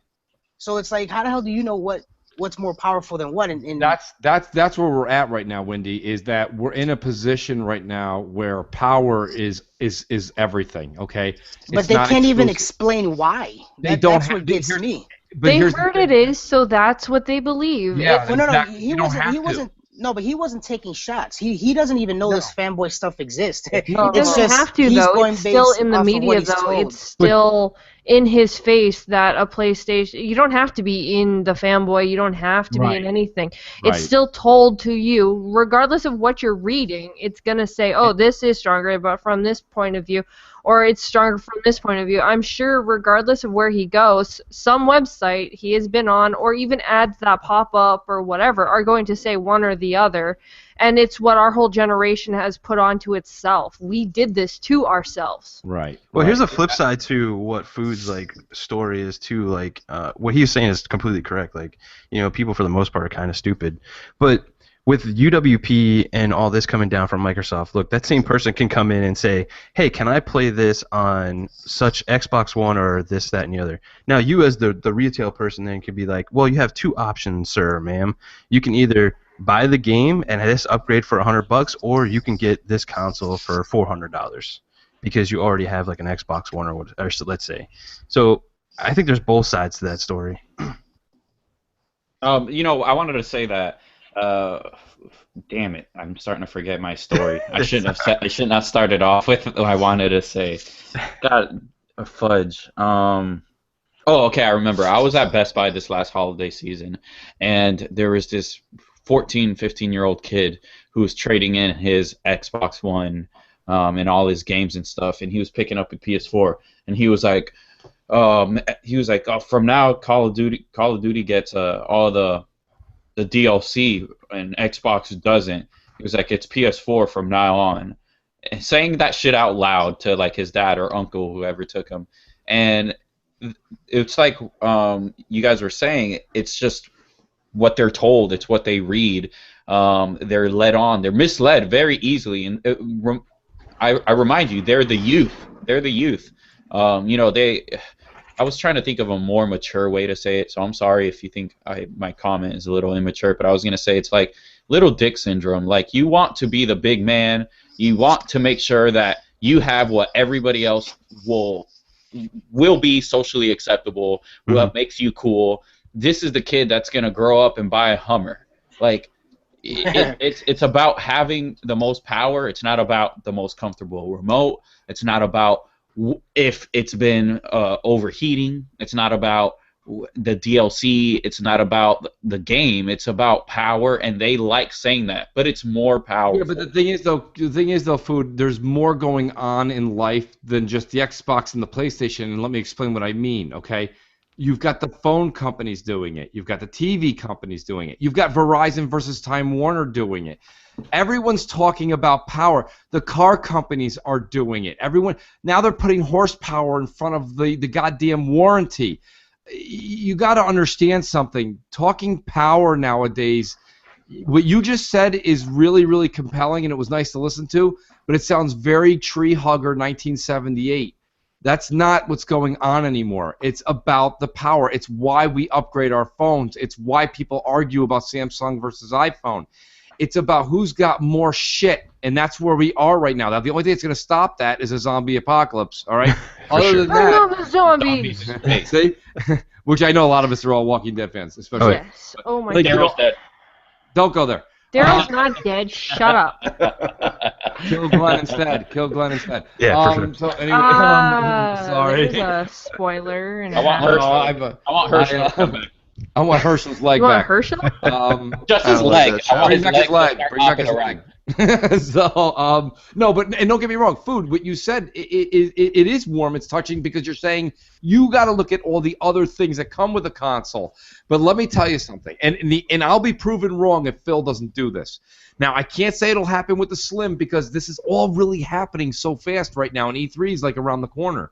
Yeah. But next generation, and I promise you this, the Xbox 2, for all practical terms, will not be less powerful than the PlayStation 5. I can guarantee it. Oh, like, man. it just won't happen. And listen, Food, Well, if Sony ends up waiting, like they did this year, they It will won't show matter. nothing. It won't until- matter. But they're I hope. obsessed, man. They're obsessed with power. So I believe They that are they obsessed have with power. they have somebody over at Xbox Studios in their pocket, and they're like, hey, you know, here's under the table money every year. If you hear anything, let us know, because I feel they always have the one up on Xbox.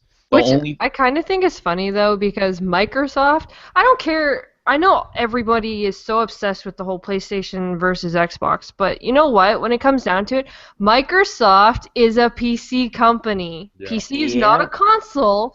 get that out of everybody's goddamn head. It is not a console. It is a PC. For all intents and But purposes. if Xbox was smart, they have all the means to create an amazing console because they do own a PC company. Well, that, and let's be honest here, like, Microsoft's messages this generation have just been bad. They've kind of been handing, Sony some of this stuff too. I think it's not Xbox's fault, and this isn't me damage controlling. No, I go for it. believe it's Microsoft entirely.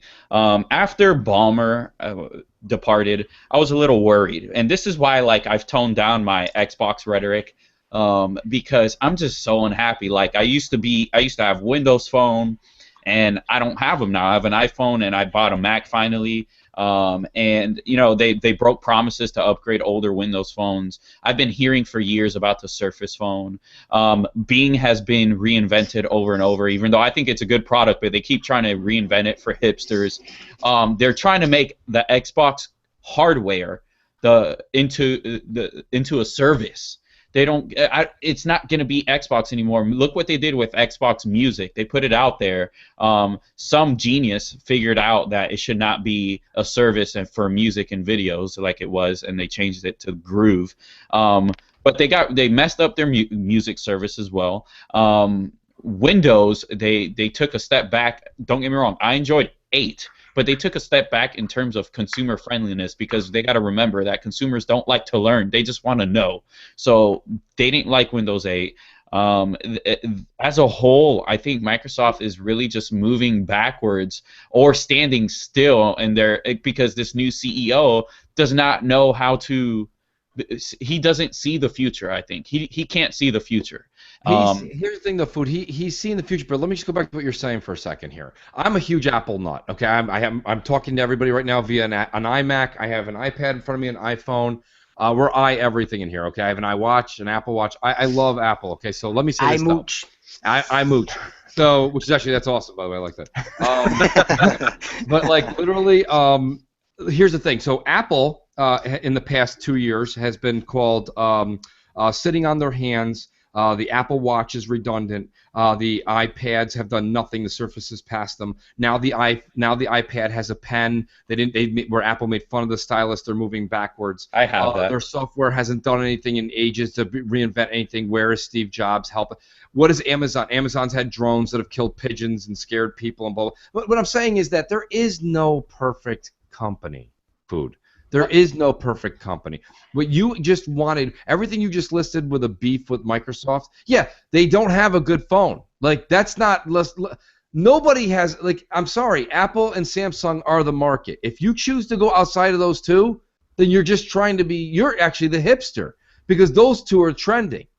As far as the other things that you're talking about, Satya is trying to make Xbox and Microsoft a service. And as far as thinking of the future, it's terrible from your old school of thought. It's not terrible as far as making money. And that's the problem, is you're thinking consoles like when we used to blow on the cartridge and stick it in there 1,000 times. That's not where we are today. And I'm not bashing you. I'm not bashing you. I'm there. I experienced it. I grew up with it. I know how you feel. But unfortunately, we've got to like flicker our eyes to opening them a little wider because that's not where we are anymore. We're just not there anymore. So now Microsoft is more of a service, and you can see that with the whole Win 10, the joke being Win 10 family. Okay, that whole thing is Microsoft's new interpretation of gaming.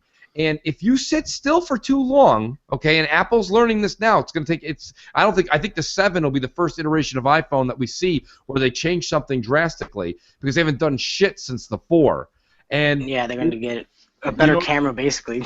Well, hopefully they do more than that. But what I'm trying to say is that they haven't done anything in a while because they were resting on just being great at the time. Microsoft's doing something now that's getting them slapped on the wrist, but eventually is going to be like, wow, they were doing the ingenuitive thing back in 2013. We didn't see what they were doing, or 2014, 2015. Yeah, but when it comes to that, though, I have to interrupt here because everyone's talking about Microsoft and how they're turning around things, but Sony's doing it too, and right. yet because what was it, GKB? They're doing phone apps now, yeah, they're doing IPs on phones and stuff. Yeah, they're bringing TV oh my god, we were watching The Walking Dead, and that's all they talked about was friggin' Sony TV. So, you know, if you're gonna bash on one for Right. going out of their comfort zone of just a console, and please, I want everyone to just admit it. Who doesn't watch their Netflix or watch their TV through their Xbox, or who think it's much easier than having to click from one thing to another source? Like, you can't tell me that nobody uses their Xbox just for gaming. Nobody does. But the thing is that I understand where you and Mooch is coming from, but it doesn't change the fact that it's happening. Like, I get what you're saying when you're like, oh, they were way ahead of the curve. But for example, Microsoft, they came out with something, I think it was called the Courier, which was a tablet, and it was touchscreen and everything, just like the iPad, exactly like the iPad. And the guy who was doing it was in charge of Zune as well, and Bill Gates said, this is great, put an email app on it. And the guy said, no, nobody wants to do email on this. And Bill Gates, instead of arguing with him, said, all right, well, I'm canceling this whole project. So they were way ahead of time, right? But Mooch, I'm sorry, what's that girl's name? I forget. I'm sorry. I didn't do my homework. SheWolf. SheWolf. It's okay. I get forgotten a lot. No, I'm sorry. So Mooch and SheWolf, like, what does saying that get you? I think it gets you nothing, because when you go and say, oh yeah, but this company did it several years ago and nobody gives a shit about it when they did it back then. Yeah, okay, you're right. Nobody gave a shit. They did do it first. But what matters is people are now buying it now from this company. Yeah, I mean, my whole thing though is that, and I really like that you have brought that point up. That was something I left out. Is, you know, Microsoft does this, and we do ridicule them though, Food, right? I mean, that's all we see on Twitter all day is this ridiculing. And don't get me wrong, nothing you said is wrong.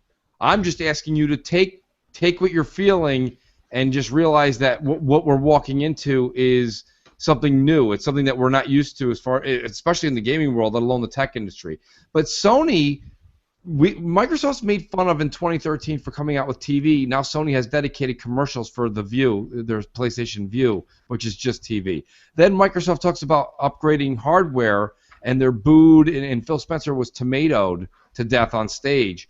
And then Sony has a rumor leak out from one of their vice presidents that they're going to do a hardware build, and it's glorious applause.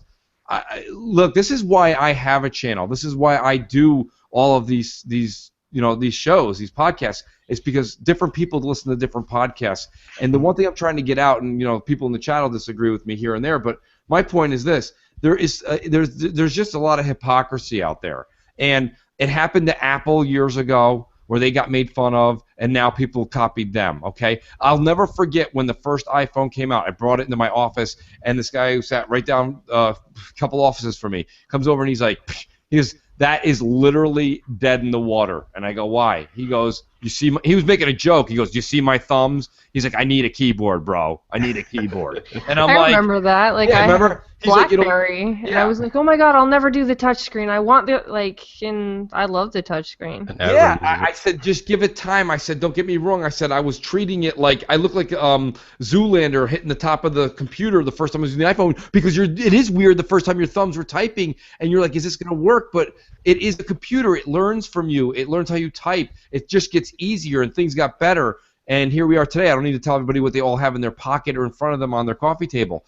So, I mean, what Microsoft's doing right now is the forefront. And it's fine. Usually the person in front, a buddy of mine who's in IT. Okay, I started a website for one of my businesses, and he said to me, do you want to do this? He goes, it's going to be a little costly, but he's like, we can get this website started. And I said, listen, I don't want to do it. I said, there's too many people that already do this. And he's like, of course he didn't call me Mooch, but he was like, listen, he goes, to be honest with you, he's like, it's not who does it first, it's who does it best. So Microsoft is doing it first, and they happen to be the richest company in the world. So if somebody does outdo them, they'll just buy them. So, I mean, like, literally, it's like they have a lot of the patents in their pocket. So all I'm asking, and this is not a lecture to food, this is a lecture to the internet, is be open-minded.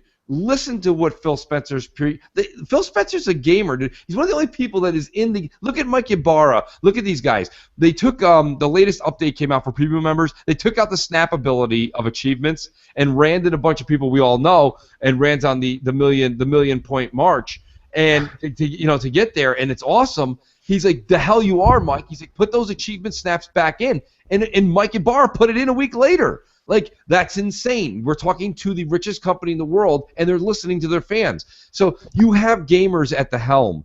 It doesn't mean they're going to do everything right. I mean, they are human, but they are doing a hell of a lot more right. You need to fail once to create greatness. That's right. And they already did that. They already kind of faltered with their 2013 debut. That won't ever happen again. I promise you that won't happen again.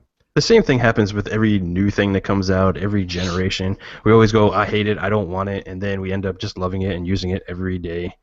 It happens all the time. Heck, even Mooch played soccer cars, for God's sake. For real. Come on, people. Come on, if that's not proof for you.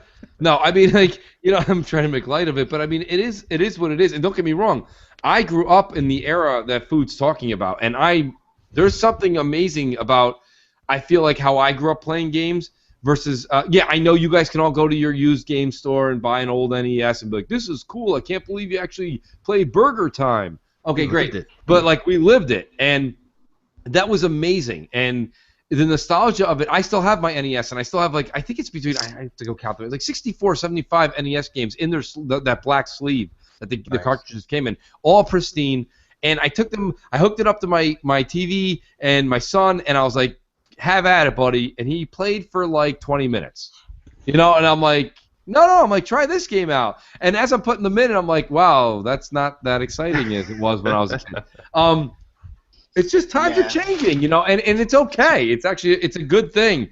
But, I just think Food, what me and you had so much fun experiencing, is not what the generation that is currently 16 and up want to experience. I think they're up for these services that Microsoft's offering. They just don't know it yet, and that's why the gaming media sucks, because they won't help promote what's new and exciting. No, instead they just keep promoting. Change. They want to put what they have. On the flip side of that, why do I feel like I'm hearing more about tech stuff than I am about games at this point? I'm not as concerned with these upgradable consoles as hearing why broken dang games are coming out constantly. I know it's not any of the company's fault, but we're in a competition for who can run Netflix faster. That's kind of the same thing Crap brought up on BGST too. I didn't listen to that. Sorry. Yeah, he was saying the same kind of thing. Is like, where's the games? Where are the games? Why haven't I heard from Recore yet? Why haven't we heard from Scalebound or Horizon recently? I know it's not their fault. Pushed back to 2017. So. And it's going to be the thing too. Is I'm going to be just my usual grumpy self if E3 comes out and I get like 45 minutes of features that are being added and like 10 minutes of games. But that's just me. I'll wait and see. I'm personally on the side of hating this generation currently from all sides of it because I haven't hit anything that I wanted. I don't think this generation has anything that anyone right now can plant a flag in the ground and say, this generation was so awesome because of this. But at the same time, I do want to say that, like, it also has been a lot of fun. I don't know. I don't really think it's been that bad. I don't think it's not everything is revolutionary. And remember, the grass is always greener. The first time I played Gears, yes, I did realize that we finally took a step into a direction I've never seen in gaming. Yes, that did happen. But how do I explain it? All right, so when I was 16 and I got my driver's license, that feeling when I drove a Chevy, it was a Chevy, okay? I drove a Chevy. That feeling the first time I was in the car, driving without my parents in the car and I was just on my own, that feeling is better than even if I sat in a fucking Lamborghini right now. Because that was so amazing back then. That was such an amazing experience to be 16 and free, and I didn't give a shit what I was driving. I was just it was just great to get in the car, grab the keys from my parents and be like, I'm going wherever I want until, well, you make me come home. It's like, but like, the point of the matter is that for a little while I was free, and now you're trying to say, wait, Mooch, you're trying to tell me if I put you in a $275,000 Maserati, it's not as good as that? You know what? No, it's not, because yes, the Maserati's gonna have certain perks that of course I didn't have in the Chevy, but It's not that gonna be first a time you drive. stimulating memory, and that's what you have with these gaming consoles. Is Dude, you're the first remembering- day first day I started driving, I went to the drive-through, ordered my own food. I thought I was the shit. Yeah, hell yeah. Of course You know- you know what? You were the shit. I want to make a point about something. You know, people are saying that, you know, this generation hasn't been all that excited for, you know, with games and stuff.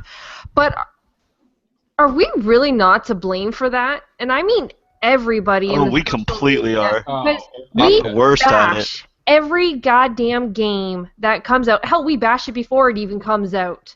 And we have these devs who spend years trying to create this amazing game, but then media destroys it before it's even released. And hell, half the time people back it up. Oh my god, it's 720p. Oh my god, it's 920p. They don't even give it a chance. So we have developers who sit there and they're like, "Oh my god, can we release this game? Is it going to be broken? Are we going to be hit? Are we like?" And then they have to worry about their jobs because bigger companies are looking at, "Well, I don't know, are they just going to end up failing and then we have to let them go because they're not making us money?" So isn't it us that's Either doing I'm it? jaded or I don't know my feelings, because like I haven't had my Mass Effect 2 moment yet this generation. I haven't had my Last of Us moment. That's why I am so amazingly hopeful for Quantum Break and Uncharted 4 and I mean Scalebound and Horizon for that matter. I'm just I don't know. Maybe we're in a rut. I don't know. Maybe I'm angry all the time. I am really moody, but there's just something's missing that I can't describe it. It's just No, I I haven't agree. haven't agree. had it yet on this generation. Maybe. I think if we stayed off social media and stopped going to the sites, I bet you gaming would be much Joe, I've better. been on Twitter in 2 dang weeks, still hating everything. I want to bring it back to gaming, guys, real quick. We had some fantastic debates there, some great conversations. I just want to hit this one last thing before we go ahead and get out of here, guys. Is some interesting images have leaked out, possibly giving us Battlefield 5 DLC plans, and EA's play event schedule possibly have been leaked as well. I want to go ahead and caution everybody. These are rumors, and they could be completely fake, so don't read into any of this. Has any of you guys got to see any of these images yet and seen what's going on? That better Yeah. be fake. That better be Yeah, fake it's- if Battlefield 5 has DLC plans before the game has even been like conceptualized and announced. Yeah, there's would like be the 5 problem. parts. Yeah, that would be the problem, is if they have plans for it before, like when you could probably manage to get it on the disc. Another reason for me to just be angry and grumpy. There you go. There you go, Night Riveter, right there. What were you thinking about it, Windy? Well, no, I mean, I was just reading it and what the hell are they doing? I just don't understand it. I mean, It's the what state of happens to it. just, Nature of the beast, isn't it?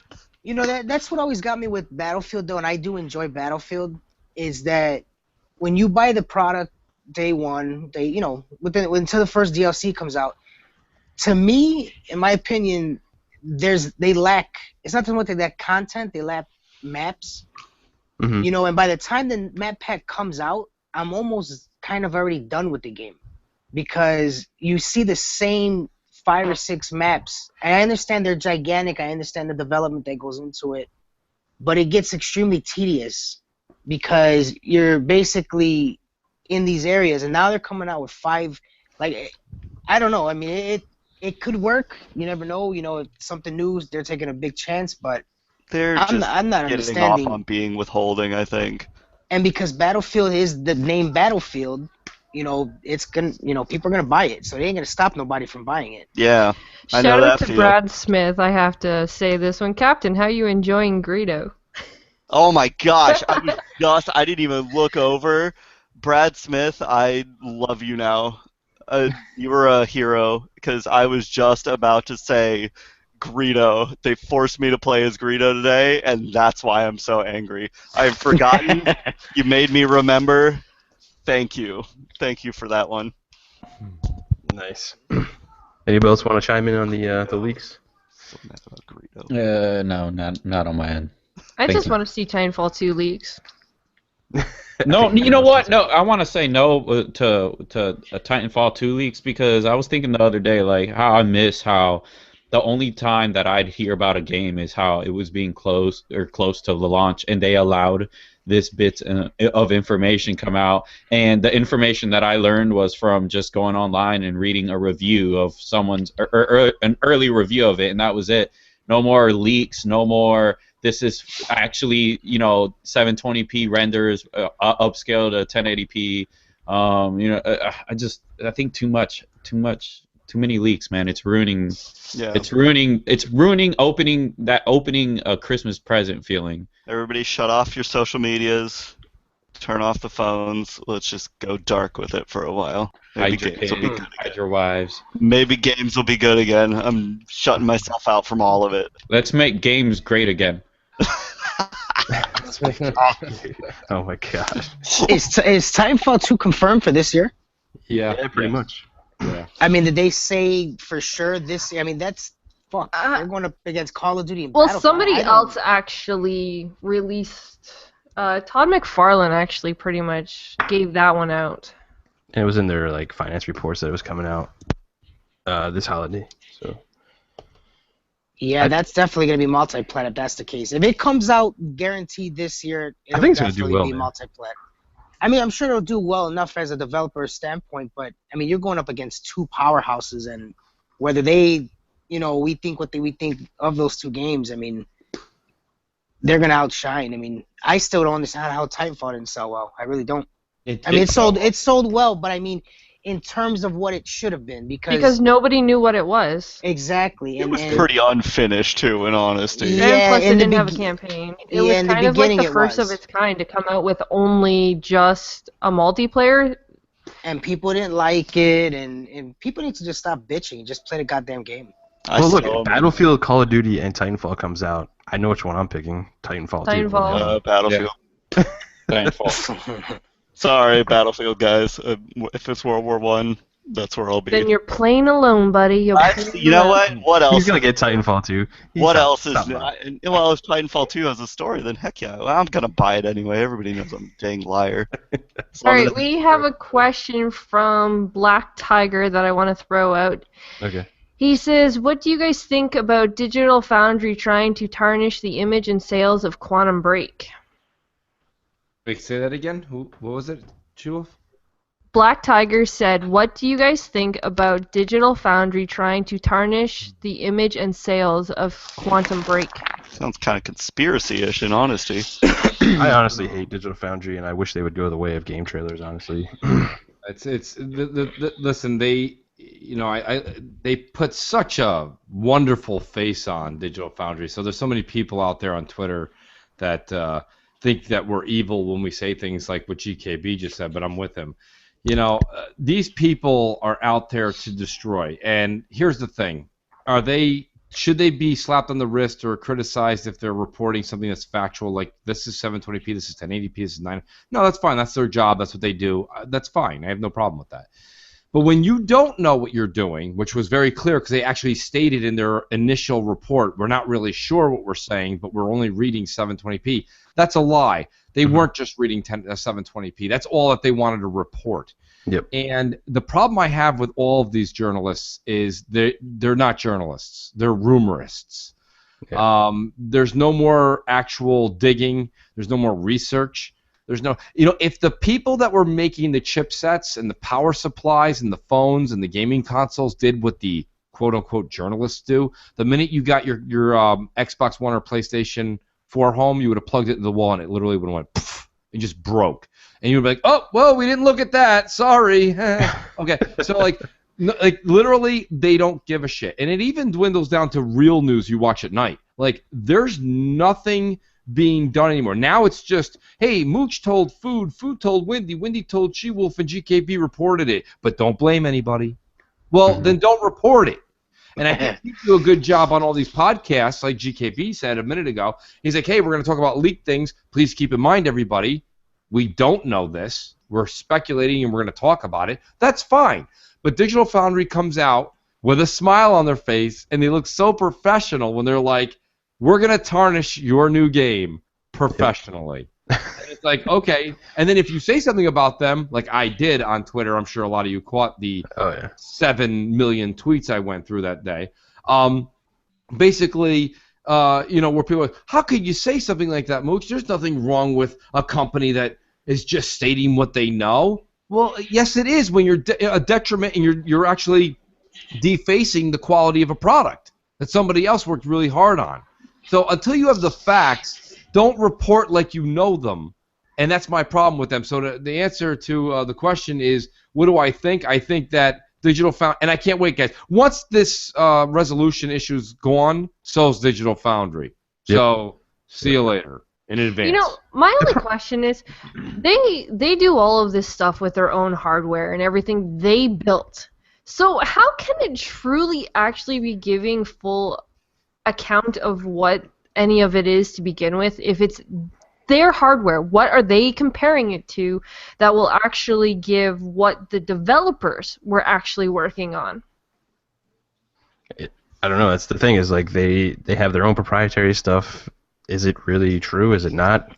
Who knows? But you know who can take out Digital Foundry? IGN.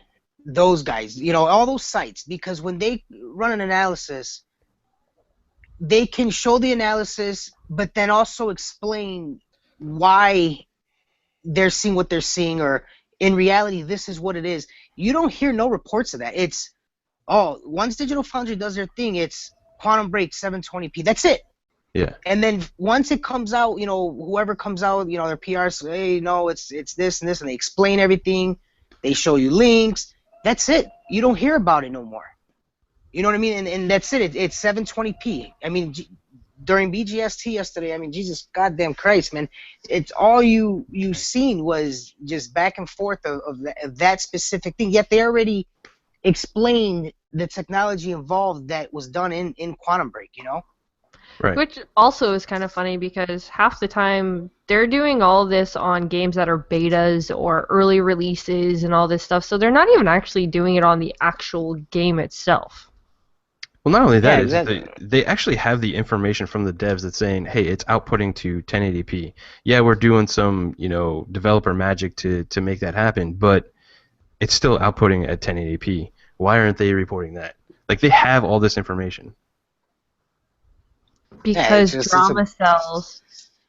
It's all clickbait. It's all clickbait garbage. If next generation Microsoft has the more powerful console, it'll just be a flip-flop. It'll be, all the Xbox fucking kids talking about how nothing on PS4 is 4K or PS5. You know what I mean? It's just, it all depends. They just want that click, and they just want that, the ads to be played and them making their money, and that's all there is to it. But it's up to like the websites, the so-called journalists, to counter their ways. Like Mooch always says, if not for the community, which we're not getting paid to do this, people would just run with it even more. Yeah.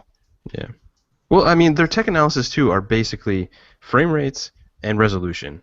Like, nothing else about the game do they even care about or talk about. Yeah, like with AI, like with the Dark Souls, they show side by side playing the game. Yeah, the Xbox is dropping to 2-3 frames, and in like one part of the video it dropped to like 24. And that's all. That's it. Forget about that. The game still is amazing. Forget that the game still plays amazing. Forget the fact that unless we're telling you this shit, you don't even know it. Exactly. And that's what's not talked about by, the head, IGN and the other sites like that. Because you'd be surprised, a lot of people, they look to those sites for everything. If they say, hey, PS5 will be, it's going to have 6 USB ports and then Xbox 2 is going to have 5, go with PS5. They're going to run with that shit. Yep. That's just like if I turn around and gave you a piece of fish and I told you, that's not fish, I'm giving you chicken. You're going to believe me because that's what I told you it was. Yeah, it's like fucking, you tell the kids, hey, if you behave, Santa Claus brings you gifts, right? Pretty much. Awesome, guys. All right, let's go ahead and close this out here. I hope everybody enjoyed this episode of the Console Corner as much as I did. It was fantastic talking to all these guys. I want to thank all our special guests, Mooch, Windy, Food for coming on the show. I hope you guys had a great time. Definitely. Yeah, we did, man. That's awesome. Now I got a question for you, GKB. Now Sure. I've been on the show once, I think, before. This show is running over 2 hours. Is this man. it's a typical Mooch show, buddy? You Yeah. can't do it like Mooch even. marathon. It is. It's a Mooch marathon, and literally, Pete. That's why PTK probably bowed out. He's probably home like, you suckers could talk to his ass for 2 or 3 hours. I'm not doing that again. I always keep his show running long. There's no way. He I tried to enjoy make it, it an man. hour. No, I love it, man. I love it. This is great. It's when a show can go consistently, you know it's a great show. When you go to dead air and you have to say, hey, we gotta go because no one's talking, you know it's crap. Yeah, definitely. So true. No, this is a great podcast. Thanks for having me on, GKB. I appreciate it. Yeah, sure, no problem. I'm gonna go ahead and let all these great gamers shout out all their channels, whatever they got going on. Let's go ahead and start with Zazz. Eh. Love Zazz's answers. I'm not doing anything on the Twitter anymore. Our division came out. Just He does don't even have worry a about Twitter it. page, I people. have You it can in find him at theory, Captain Zasm. You can find him on YouTube. Do I have to do your shout out Well, again? I don't use the YouTube. If anybody ever wants to get in contact with me, oh yeah, be fine with it. Add me. Just add me on Xbox, please. That's the only way to get me in you contact. need to get like your gamer tag, which you can It's find. the name right on there. It's just type it in the way I have it on my YouTube. There you go. Done. What about you, SheWolf? You can find me here at Gamers Knows Best. I do videos with GKB. You can also find me on Twitter at Desert SheWolf with a 3.